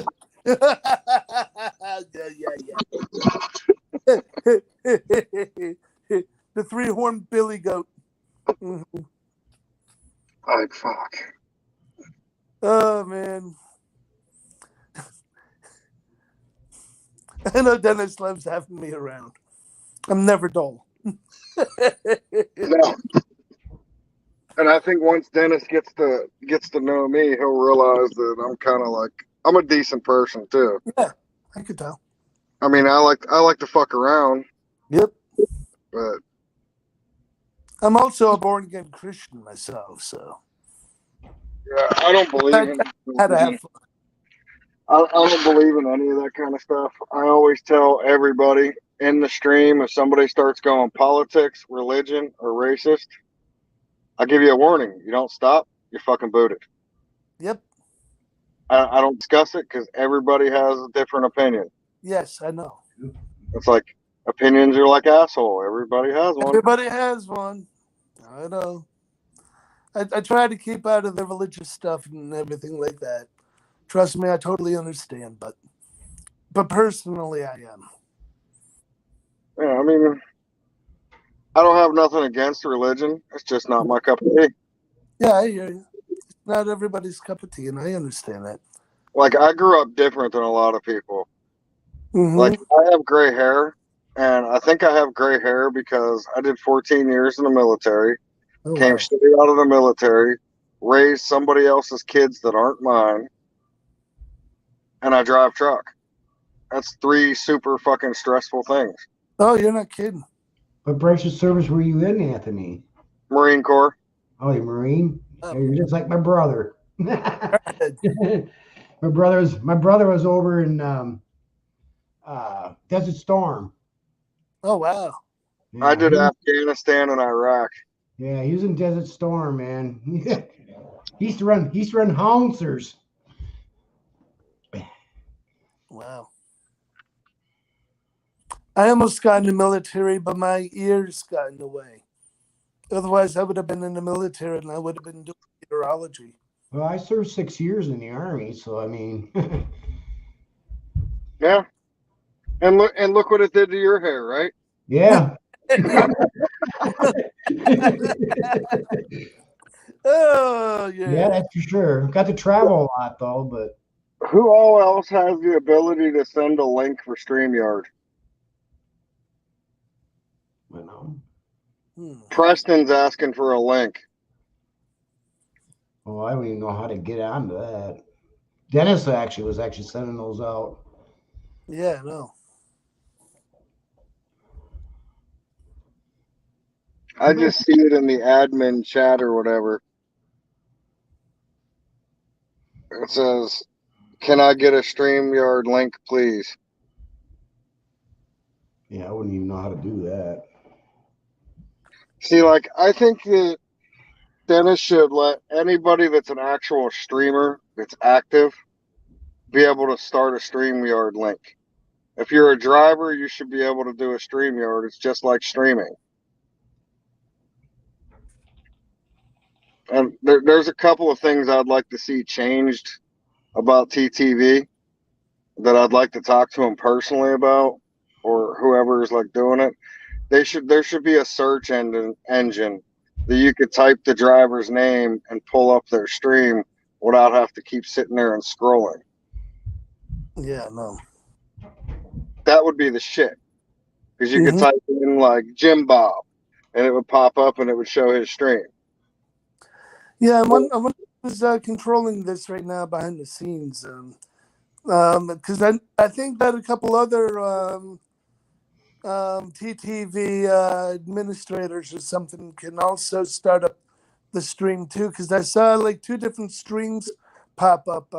When Dennis did his, there was a red one that popped up too. So maybe Levon can do one, or Tanya, if they're behind the scenes or something. Maybe they can pop one up. I don't know. But I want to hop off. I'm going to get some sleep, guys. Like I said, we got another rough day tomorrow. Yeah, I hear you. I also got to get some sleep, so maybe I can hop on your feed with you if I get a chance. And like my Tractor Supply load going to Colorado is, once I pick it up, just give them an ETA and they'll let them know when I'll be there. Yep. So I can plan around it this time, so they're not waking me up and telling me I can't sleep. Yeah, no, that was wrong. I told them, I said, "Do you want your product?" I said, "Because I could just shut the doors and go to sleep, because legally I don't have any hours." Yeah. I said, "I'll be back in 3 hours once my hours come back." Yeah, no. I don't give a shit. It ain't my fucking problem. I've come across a couple of other truckers at Price Chopper that were pretty much the same way. They didn't really give a shit. If somebody gave them shit, they'd give it right back. I've been banned from shippers and receivers. Oh, I hear you. Oh yeah, I've got some crazy stories, man. I'm when sure I was being refrigerated, I pulled into the guard shack one day, and I walked in. You're supposed to pull to the guard shack. So I pull to the guard shack. I walk in. She's like, "I ain't even talking to you till you move your truck." I said, "Where would you like me to put it?" She's like, "Out there on the street." I said, "Oh, with the other 300 trucks where there's nowhere to park?" and she gave me some shit. I dropped the trailer right in the middle of the street and blocked their entire entrance and bobtailed away. Yep. So, but you guys have a good night, man. Hey, I gotta get some sleep. You too, Anthony. All right, man. Easy, Anthony. Good night. All right, Dan. Oh yeah. It's a lot of fun. Oh yeah. It's just hard to get up here sometimes. Yeah. I remember when they first started out, you know, you can go up on Facebook and catch Truckers TV. But I see they're not doing that so much anymore. You know? Yeah. The way that I catch the feeds and everything is in my messages. It pops up in my messages, and then I pop on. Oh, you mean on StreamYard, you mean? Or- The StreamYard, I'll see that there's a StreamYard going on, a live chat. Right. So I pop on that, and then I ask for them to put a link on, and then I tap on the link, and I go over, and then I hit copy, the little copy box thing. And then it says, okay, that I can do the copy. Then I go on StreamYard. I delete the StreamYard.com, and then I tap on it again, and it says paste, and I paste the StreamYard link on there, and then I come right into the streaming. Oh, okay. So I kind of go through a little bit of a process, but it works for me. Yeah. And I do get on the chat, which I love to do. Where you from, Jack? Valencia, New York. Oh, you're out in New York.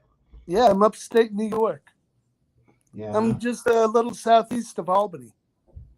Okay, because when I was in the military, I was in Fort Dix, New Jersey. Oh wow. That's where I did my basic training. Oh, nice. And I was from there, down to Paris Island. and I went to Germany, and then I went to Philippines, and you know. So you got to do some serious traveling. It's nice. I was becoming a watercraft engineer. Oh, nice. You know, so basically worked on amphibious craft. You know, we worked on tanks. Oh, cool. Yeah. Yeah, I mean, you know, the older tanks, not the Abrams, but yeah. Yeah, it was basically all wire diagramming stuff. You know, even we worked on military tugs. Oh wow! You know, so I mean, yeah, it was interesting. It was. Sounds it. Yeah. So Sounds I mean, like you have a lot of interesting stories that you could tell and stuff. yeah, there's some things I can't even talk about. You know. I'm sure. You know, there's certain things I cannot talk about. And also certain things that are too disturbing that a lot of people wouldn't understand. I'm a firefighter, I know. Oh yeah, firefighters. Yeah. Yes, firefighters. We see things that a lot of people would not be able to stand seeing. Matter of fact, Madison here just bought, was it 10 or 15 brand new fire trucks? Oh, nice. You know, and they're like usually running about $900,000 to $1.5 million a piece. and I think they're LaFrance or yeah, the LaFrance. Yep, I've heard of those. A lot of the ones that they buy in our volunteer districts are Spartans. Yeah. Yeah. We get a lot of Spartans. We have a lot of ladder trucks. Mm-hmm. You know. Greenport got one a couple of years ago. The fire district that I started out in. Right now, I'm not really a member of a fire company because I had an accident in 2015. Got beat up by one of those recalled airbags, and then I had a ear operation right after that, and then then along came COVID. Yeah. Oh, COVID. I've been a firefighter for a little while, and now I want to get back into it, but it's hard to get into it when I'm so busy that I don't know if I have time. I got a friend of mine right now. He's a EMT. Mm-hmm. And he's also a firefighter too. On top of it. Oh yeah, there are some that are firefighters, EMTs too. Yeah, You know, everything in Columbia County is volunteer. actually here, if you got a call, it comes through and it's like say for an ambulance. A fire truck will actually follow the ambulance.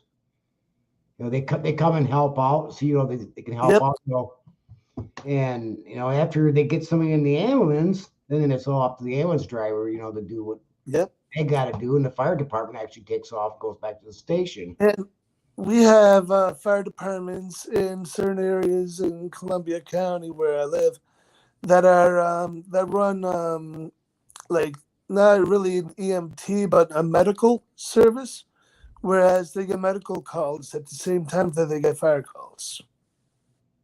So that sometimes the fire engine makes it to the medical call before the ambulance can make it there.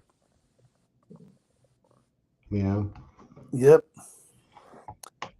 In Columbia County, we kind of joke around. We say that we save basements, not houses. Are you talking about like basement fires? Is that what you're talking about? Is basement fires? No, we save basements. We save foundations. Okay. Because we're volunteer. Everybody has to respond to the firehouse. It's not manned 24/7. Oh, okay then. We're all responding, and we all have jobs. We all have other things that we're doing, and sometimes they have a hard time even getting a crew together to get a truck off the floor for quite a while before enough people show up to have a full crew for the truck. Sometimes the truck is responding to the scene, and firefighters have their gear in their own personal vehicles, and they show up at the scene and they're waiting for the fire truck to show up because the idiots didn't go to the firehouse to get the trucks off the floor in the first place. That kind of reminds me of the little town I used to live in. They were always dispatched. Say if you're a firefighter and stuff like that, you were dispatched. And if you didn't make it to the fire station, you were actually sent to the scene. Yeah, same thing here. But a lot of times the firefighters go right to the scene because they're so gung ho to get to the fire, they forget to get the damn fire truck. You imagine that fire end up out there? Where was that at out there? It was a big ass freaking fire, man. It was out there in it's that Walmart warehouse that burned. Oh yeah, there's been a few of those warehouses that burned. Well, that thing really went up, man. I mean, it went. and we also have mutual aid calls on a regular basis out here too. Whereas we had a fire at Blue Stores Restaurant and Hotel down in Livingston. And I was part of Greenport Beecraft Firehouse at that time. We had that dispatch come in at I think it was 1:00 in the morning.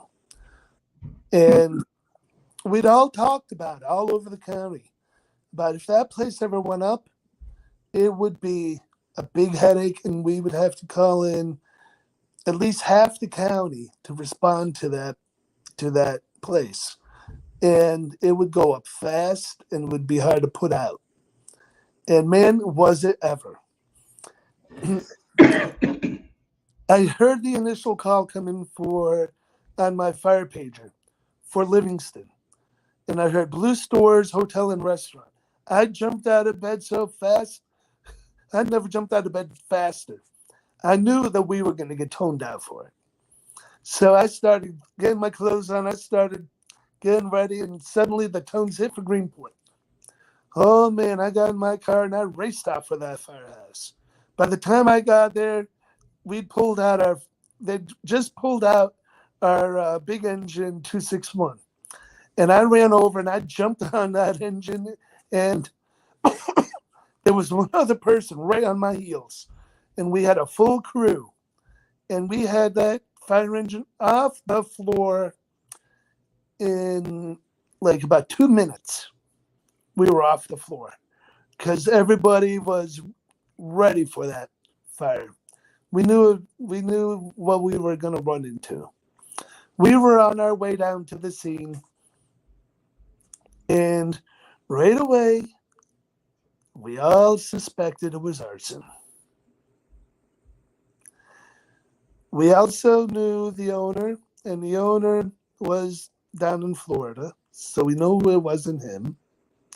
We also knew the situation behind the restaurant there and stuff, so we all had our suspicion that it was the restaurant owner that did it, because the restaurant owner was deep in the red. Oh, so he is probably doing it for insurance money. Exactly, he did. Yeah. But he got away with it. He could have went to jail for that if you got caught. They were hot in his heels. They were ready to throw him in jail for that. Okay, that's the arson. We got on the scene, and it was a working structure. We were on our way. We were about half a mile away, and we were running into the smoke. We were going through smoke so thick that you could barely see in front of the engine from that fire because the wind was in the right direction. It was bringing right up the road at us. We got there, and we were one of the. We already had multiple fire companies on the scene, and don't you guys have those? They you can see actually through smoke. I'm trying to think what they call those. Thermal imaging cameras. We have thermal imaging cameras, but we don't really have around here. See, Madison's equipped with all that stuff here. Yeah. We're equipped with it. We're all volunteer. You know, these are like city. These are city firefighters. You know. Yeah. So they have better equipment than we do out here. But anyways, when we got there, we had to set up portable ponds all around the place. It was still winter, so they went to a pond and it had such thick ice they couldn't even get through the ice. Went over, couldn't even get access to a nearby stream. We finally got access to two close by sources of water. One at a cement yard, at a cement plant, and one over at a pond over on the next street over. And we started a tanker shuttle. Started doing a loop around. And we took, on that scene, by the time we were all done with the scene, we had used somewhere around 110,000 gallons of water. Yeah, that goes pretty fast, too. Oh, yeah, I know. We were on that scene. By the time I got off the scene, it was 8 hours. I had done just over 8 hours myself fighting that fire. And some engines were still working on there a little bit. We'd pretty much gotten it out, but the place pretty much burnt right to the ground. Man, I remember when I was younger, I lived in this apartment. Now, I'm not kidding you. There were college kids that lived, upstairs from me. Oh, boy. And they were up there partying. Mm-hmm. And somebody threw water at an electrical outlet. Well, it exploded. It exploded. Of course. And all of a sudden, the whole top of the building is all on flames. Well, guess what? Two of the girls, the college girls, they died in that fire. Oh no! because they found one in the closet. Hiding. It was hiding. She lost track. She couldn't see to get out. Yeah. So they found her. She was already dead. Yeah, the smoke. And then the other one they found underneath the bed. Oh wow. They found her, and it actually the fire department actually got there pretty fast. It did burn. It did do some damage. Oh But wow. it didn't wipe out the top of the building. I mean, it didn't. It did basically. It was all smoke insulation. Mm-hmm. But smoke is the biggest killer in a fire. And the staircase coming down, that was gone. That was gone. Oh wow, it burned right out. Actually, the fire was coming down the stairs, and I was like the next floor down. Oh wow. So I got my sister up, and the rest of whoever's there, I got them out. I said, man, you guys got to get out. Let's get out. Because all I heard is glass shattering. Oh yeah. Breaking and stuff like that. I go, oh my God, man. And I didn't hear any screaming, but I heard the building. It was really bad. Yeah. Sorry to hear that. I was on the scene of Jerry's garage fire, and I saw a flashover through a large pane glass window, one big solid pane glass window, and it was crazy. I was fighting that fire, fully involved fire, structure fire, started working its way down through a hallway. I have a picture of me on my mantle, actually. I'll show you. Give me a second. I'll show you the picture of me at the Jerry's garage fire. Give me 1 second here. Right there. See that picture? Yeah. You see the person in the middle? Kind of. Just about to make it out. Like, now do you see? Yeah, now I see it. Yeah, that's me in the middle. That's me telling the line officer what to do. And he's doing everything that I tell him. Pretty cool, eh? Yeah. I got a friend of mine. He's in the military, trucks, stuff like that. He's got an old Air Force. Oh. It's an old Air Force fire truck, but it's a military truck. It's like a 6x6. Oh yeah. But it does have its pump. It has its own water tank in it. And boy, I tell you something, that thing that can spray some water, you won't believe. It's got a powerful pump on that thing. Beecraft Firehouse has 6-wheel fire engine too. They call it Gertie. It's their brush fire truck. That thing can go anywhere. And then some of the chiefs actually built it themselves. Some of the former chiefs. Yep. Yeah, that's pretty cool. They have a really cool brush truck there. And when I was younger, I wanted to get into force fire, fighting, but it's a challenge. It's really, really super. Well, it's dangerous being a firefighter, but it's just I don't know. it's I don't know. I think it'd be super dangerous. I think if you were doing something like that, but firefighting is like the most dangerous job in the world. I mean, they say policemen got the dangerous one, but I think firefighter, you're going in that IDLH atmosphere, immediate danger to life and health. IDLH. Because I'm interior. I can pack up. I can go inside a work instruction I have. And another thing that scared me too is those backdrafts. Oh yeah. Yeah. I actually witnessed one. And all of a sudden, you can see the thing, man. Just you don't want to open up the door when that thing's going on either, No, because what you do is when you're about to go into a structure, what you do is you go off to the side of the door, and you put the back of your hand against the door, and that way you can tell if there's a fire load right behind the door because of the heat. If it's not hot, then you open the door and you put the hose on the fog pattern, and you give it a blast of fog. Okay, and you close the door right away. You give it a couple blasts of fog, you close the door right away, because that will take the thermal layering and flip it over. It actually cools the fire, which is really cool. Okay, because it mixes up all of the gases. Otherwise, the thermal layering, the heat will go right from the ceiling all the way down to the floor. I think chemical fires are actually bad too.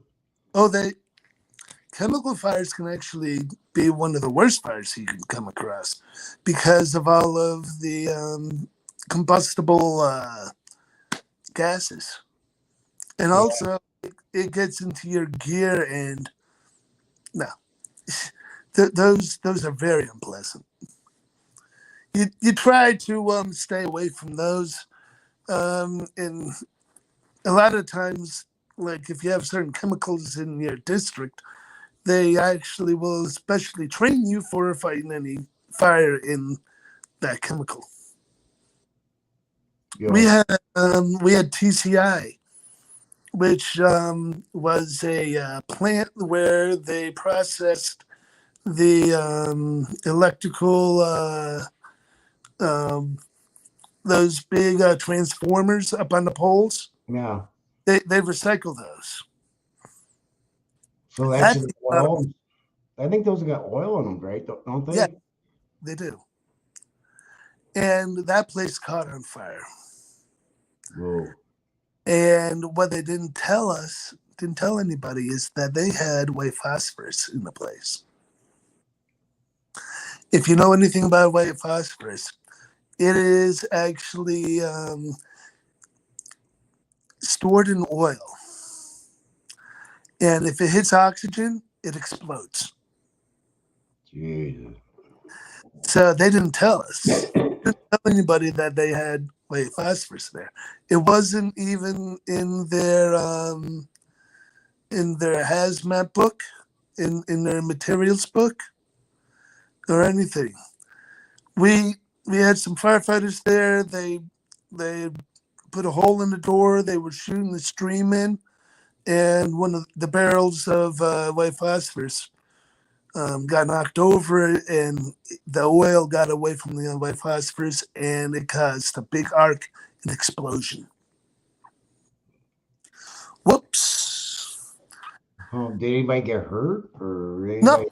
Oh, thank goodness nobody got hurt. But when you see a group of firefighters running away from the scene, run.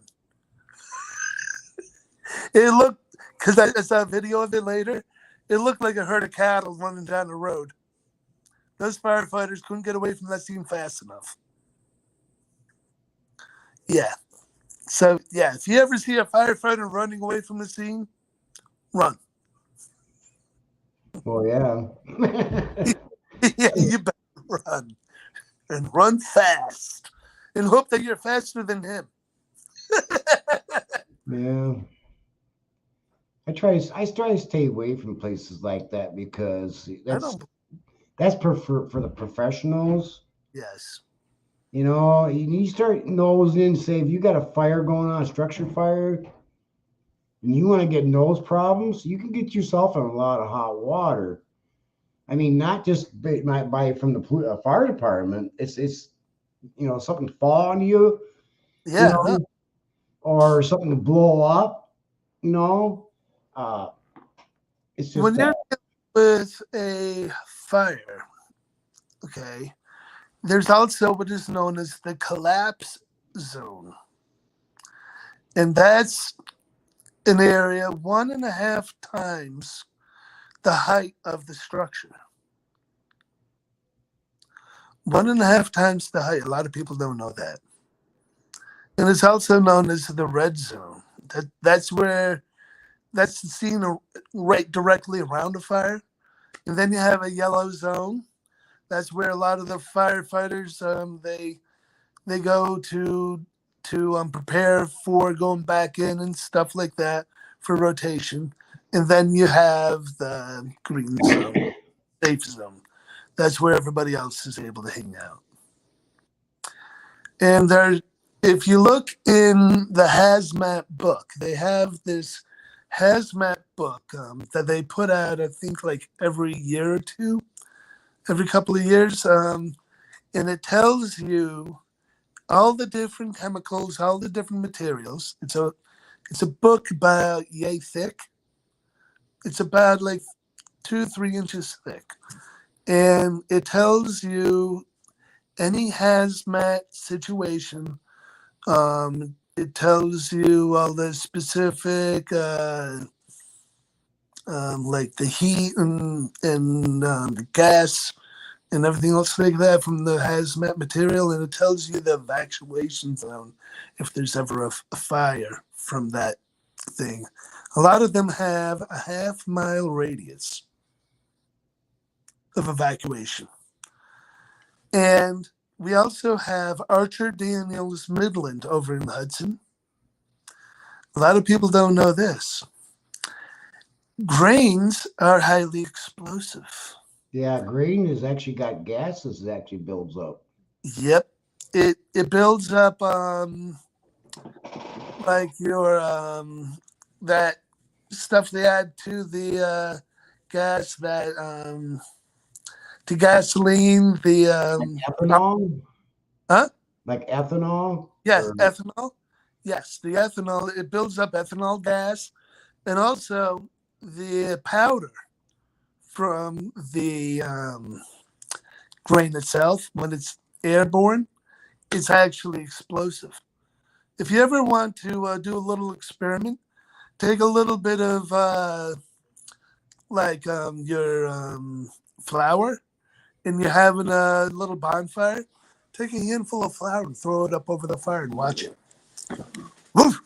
Goes right up. So Archer Daniels Midland has a fire radius of automatic evacuation of 6 miles. Yeah. If this ever catches on fire, it's automatic 6 mile evacuation zone. That's the whole city of Hudson. That's the whole city of Catskill. That's all the way out to almost like Chatham. See, like here now, we have it's like say for a stove fire. We got those things that sits on top. They sit up in the like your vent. They're like little canisters, but yeah, they well, fit. it's what is it called? ENSOL. ENSOL. Yeah, so if you get a fire going there and that's supposed to drop, it drops a powder. On top of the grease. Yep. If it's a grease fire. Yeah, I said one of those off by mistake years ago. Whoops. When I worked for a refrigeration company, we were putting in a new walk-in cooler, and they had the pull thing for the ENSOL kind of out in the open with attached to nothing. And my arm bumped into it by mistake, and the thing dropped. Suddenly I heard a and then whoosh, it set it off. Whoops. It's what's known as a Jack moment. Something that only I could do. They do check this building quite a bit, though. They come for inspections and stuff. Oh, yes. We actually have our own sprinkling system here, too. Oh, yeah. So if we have, say, a fire that builds anywhere in these apartments, actually, there's a sprinkling system that actually would kick in automatically. Mm-hmm. It automatically sends alarm to the fire department. Yep. And the sprinkling system is supposed to keep everything kind of like somewhat in check, but yes, that's how bad the fire is, Well, a lot of there's dry fire systems, fire sprinkler systems, where they have pressurized air initially in the system, so that like they can control if a pipe bursts or something. And they have the wet system. The wet system is charged with water automatically. So with the dry system, it sets it off and then it calls for the water. And then the water goes through. Okay. And that's usually used like where there's freezing and stuff that goes on, like outside during the winter. Okay. The wet system, there's a little glass bubble that's in the sprinkler, and it is set up. It's set whereas it will melt and burst at 150 degrees Fahrenheit. As soon as it reaches 150 degrees Fahrenheit, it'll set off the sprinkler system, just for that localized area. Not the whole thing, so it doesn't destroy everything with water, just over the fire load. Right. Yep. You can tell I'm a firefighter. Yeah, it's something I wanted to do when I was younger, but I kind of wish. I'm glad I didn't do it. Well, actually, they have interior firefighters, and they also have scene support.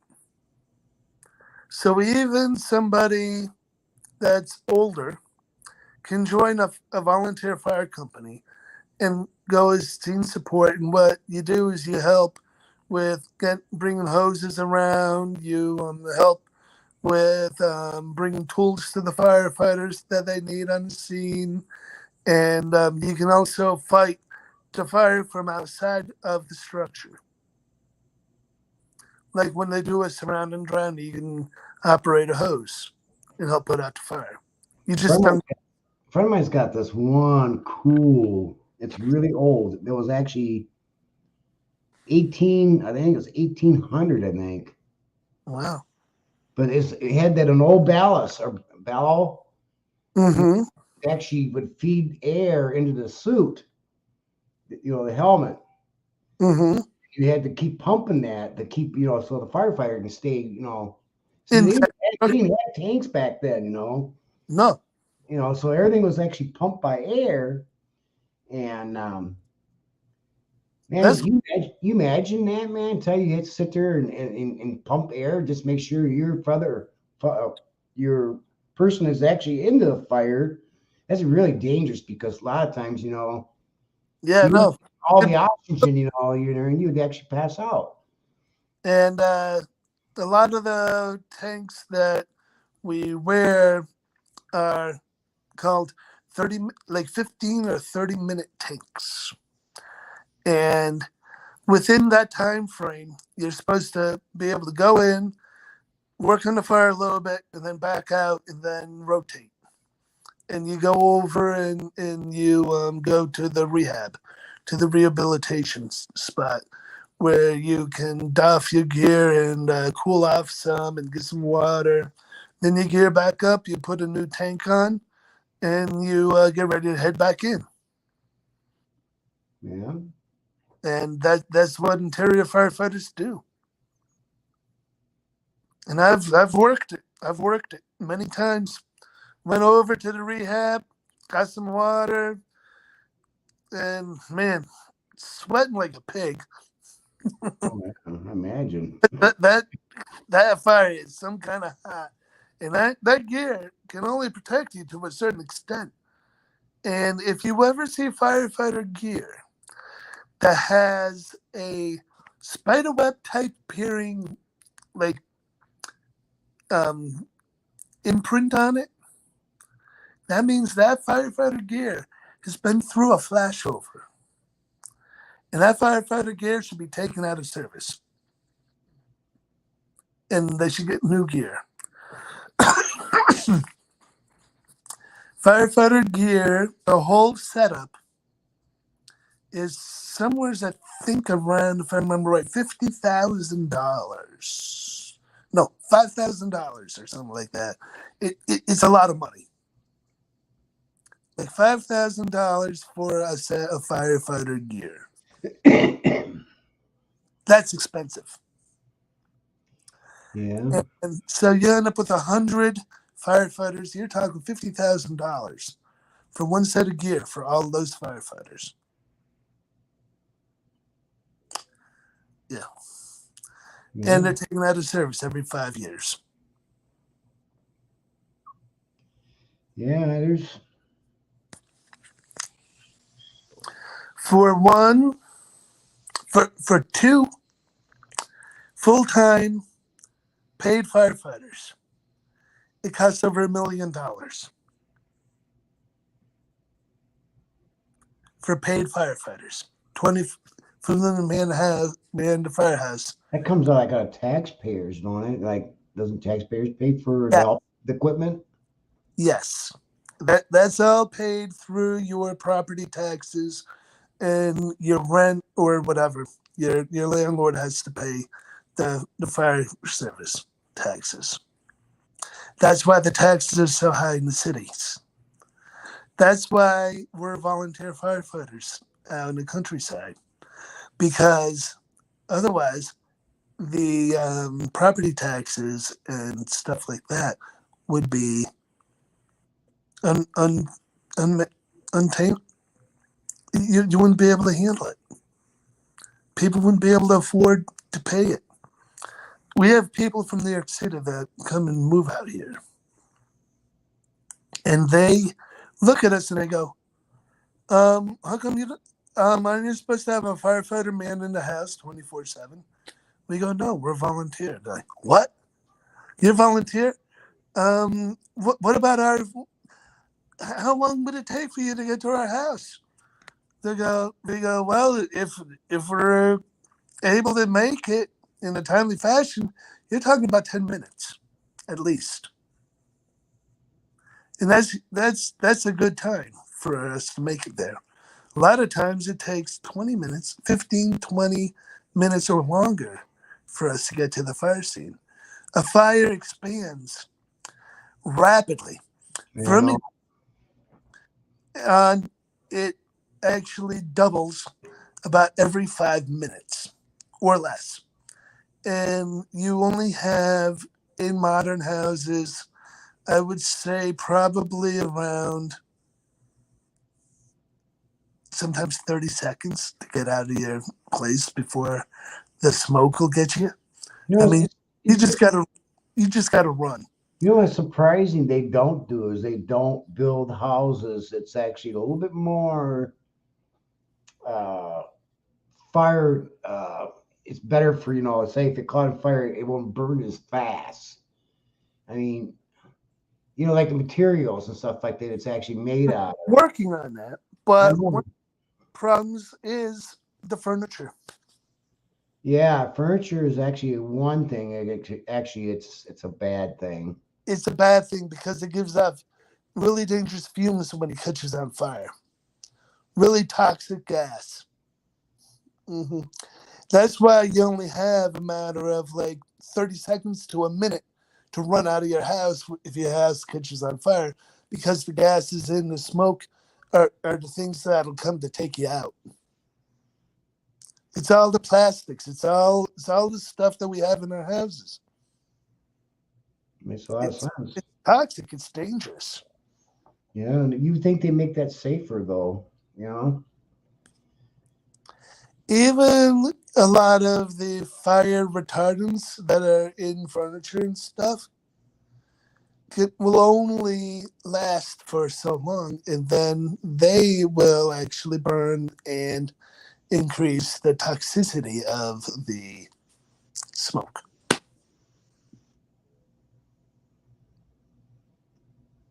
Wow. Yeah. because I've taken classes. I've taken in.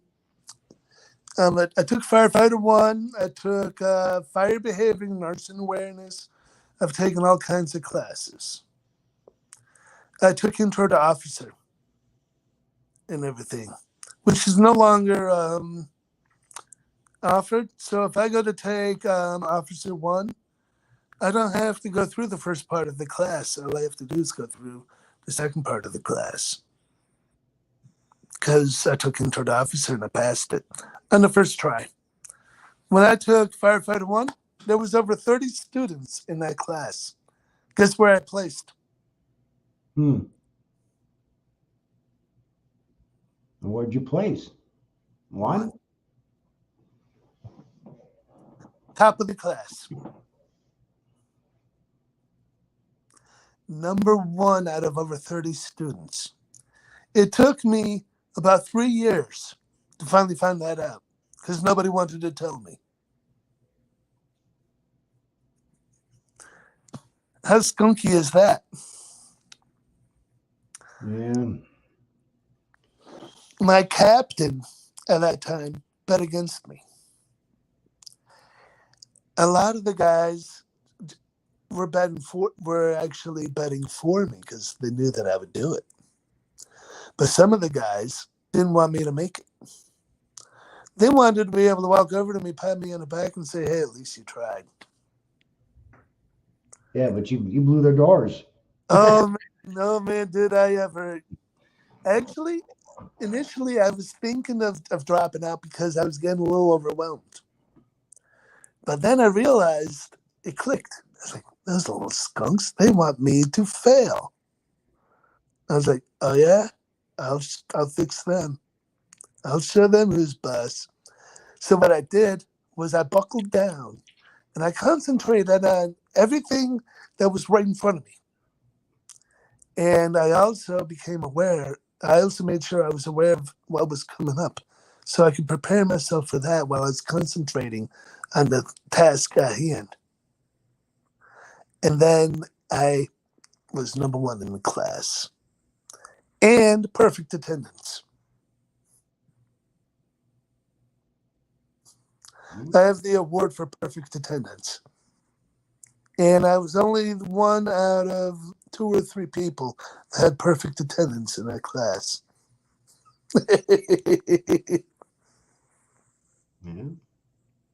Yep. I was really proud of myself when I found out that when I finally found out that I was number 1. And in our fire behavior and arson awareness, I got 100 in that class. I got 80, let's see, I think a 95 in intro to officer. And a lot of my line lieutenants, pretty much every single one of my line lieutenants were in that class, and they were goofing off.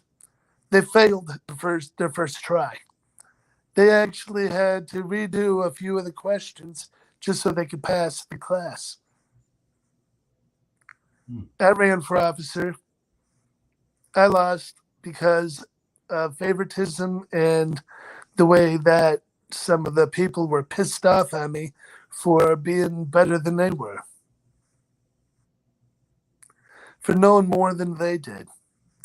They couldn't stand it. They couldn't get past their own nose. How sad is that? Yeah. Yeah. I've been kicked off trucks because they wanted somebody else on the truck. I was all geared up and ready to go. I got booted off the truck for somebody with less experience than me. That's kind of weird. Because it was the captain's son. Oh, favoritism. Yep.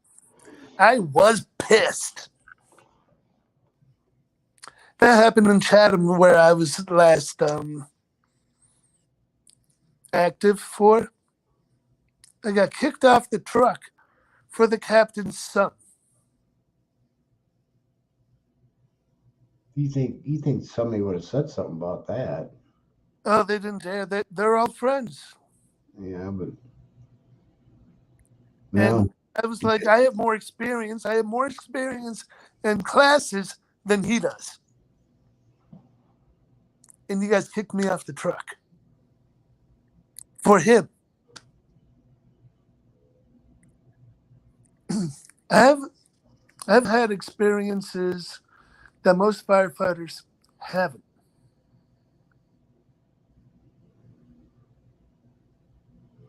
Yeah. I have experiences that some of firefighters that have retired from the fire service have never experienced.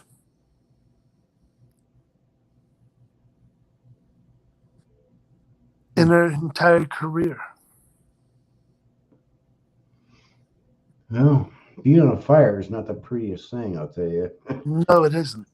And also, accidents aren't the prettiest thing. You know, My first fatal accident, which some firefighters have never been to a fatal accident, was a car versus a dump truck hauling a ton steamroller. Head-on collision. That was my first fatal. right. Yeah. I've seen some pretty doozy accidents myself, man, I tell you. Eesh. I saw one where a guy got burnt up in a car fire. I seen a car hit. I was one of those they're like a overpass, the Pallers. Like on a highway at a high speed. Ooh. And it actually the car just incinerated when it hit. It just went thousands of pieces. And they actually couldn't find the guy who was driving it. He was gone. And they found body parts here and there, but it exploded so bad. It obliterated him. He was gone. He wasn't even there. Just maybe parts of him were there. Oh.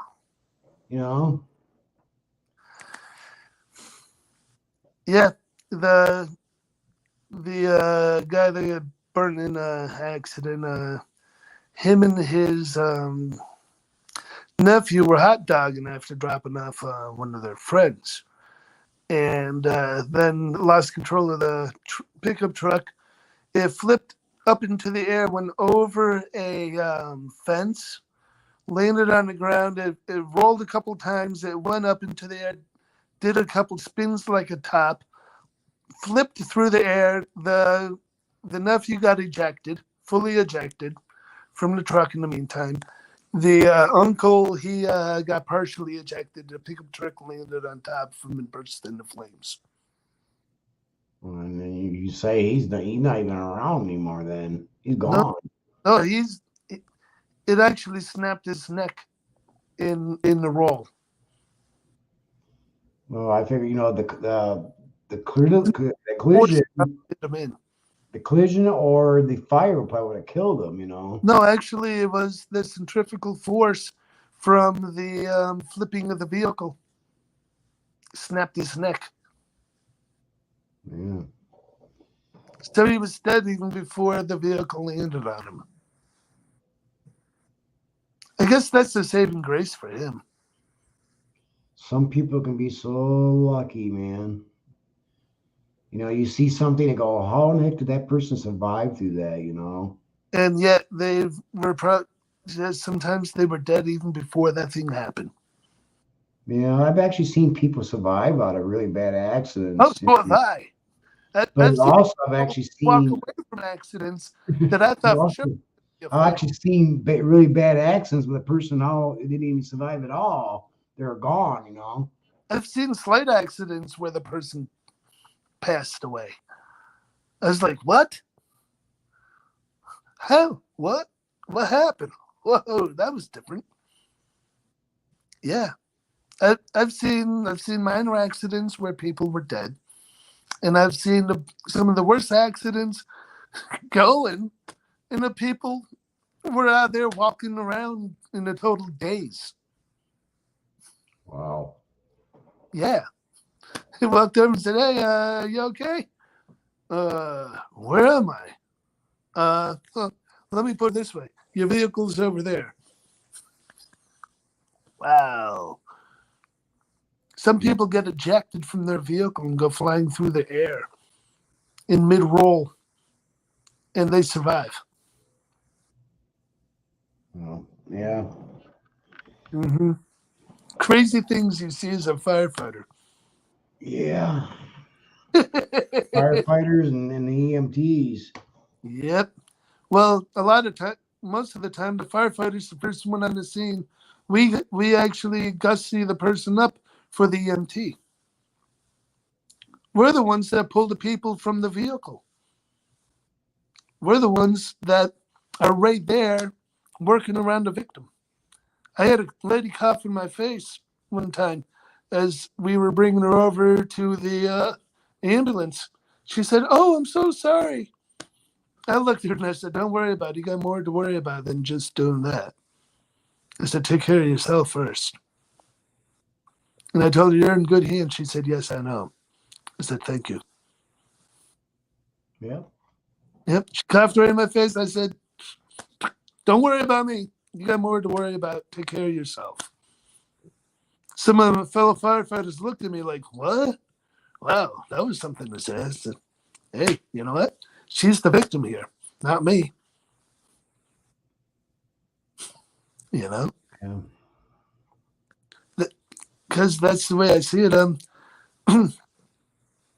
I actually had the fire company get rolls of regular rope, and I was like, if we ever have to go out into a blizzard where we have zero visibility, we can tie the rope onto the truck and use the rope to do a swiping search pattern for somebody that's stuck out in the blizzard.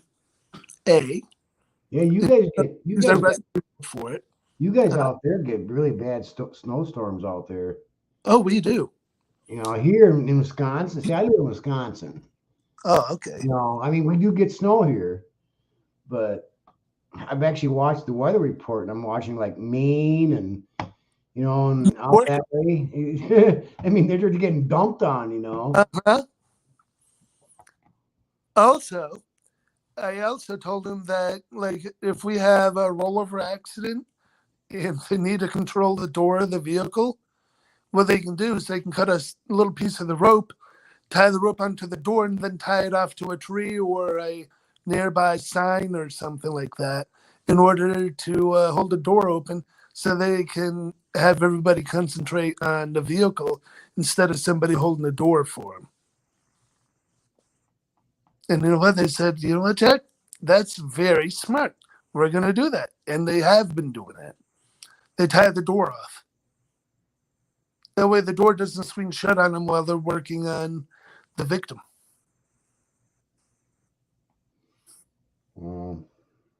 Yep. I've come up with a few good ideas for them. When I first went into Beecraft in the Greenport Fire District, they only had a couple safety vests, those reflective vests on the trucks. I looked at them and I said, "You're going to have like 50 firefighters on the scene of an accident, and all you have is 5 vests in each truck?" I said, "Everybody needs to have a vest with their gear in the personal vehicle." I said, "If you don't, you're going to have a few firefighters with a reflective vest. They're going to be safe on the scene. Everybody else just has to reflect whatever reflective stuff is on their gear. So it'll be harder to see those people over the people with a vest." And I said, instead of getting just a regular vest, get tearaways. That way, if our vest is caught on something, it'll rip away from us instead of tearing us along with whatever it's caught on, like some other vehicle passing by. Sure enough, next thing you know, everybody's handed a tearaway vest. In the whole district, everybody got one. And they put about like 10 or 15 in each truck. Yeah, well. reflective gear does help a lot when you're out. So much on those scenes. You know, it actually helps. And then every other fire district in the county started getting them and handing them out to everybody in the whole area. And I fought a couple structure fires with nearby structures. There was one that I didn't make it to. There were 3 barns. One of the barns caught on fire. The other 2 barns, nobody sprayed water on them. Nobody cooled them off. The radiant heat cut the other 2 barns on fire. So they lost 3 barns. I've actually seen that before do that. You got smothering ash going on. You know, it'll start later on. You know, once you catch something, to fuel it, that's what it needs. It needs fuel. Yep. And once it gets going, man, it's gonna go again. You know, it's gonna. I know. And also radiant heat. The radiant heat just from the fire itself, you can feel away from the fire. That can actually start other fires. I believe that. Yeah. Where they spontaneously combust. Yeah. So we were on the scene of a church fire in Philmont. Okay. And there were 4 other structures right within feet of the church. We started having everybody spray down those surrounding exposures. The only thing that burnt that day was the church. They all patted me on the back and said, "Thank you, Jack, for telling everybody, watch out for surrounding exposures. Wet them, get other people there to wet them down, keep them wet." They've saved so many other structures because I told them to keep an eye on surrounding exposures. They wouldn't believe it, even to this day. Yeah. Yeah. Yeah. Surprise. You got somebody with Asperger's here. That's smart. Who knew? I don't think Dennis is coming back. No, I don't think so either. I don't think anybody else is. We only have Diane here. Walter, you're still here. And I think Jennifer Green. Mary Cody, I'm not sure. So now they get paid for doing their job. It's so good. Well, I'm thinking about getting off of here and thinking about going to bed. Got to go to bed. Yeah, it's already here it's like 1:16. Yeah, here it's 2:16 in the morning. Yeah, that's right. You guys like an hour. Yep, we're an hour ahead of you. Yeah, You're Central Time. We're Central. Yep, I'm East. Central Standard Time is where we're at. Yep, so am I. All right, then. Until next time, Daniel. All right, you take care. Yeah, you too. Bye. Bye-bye.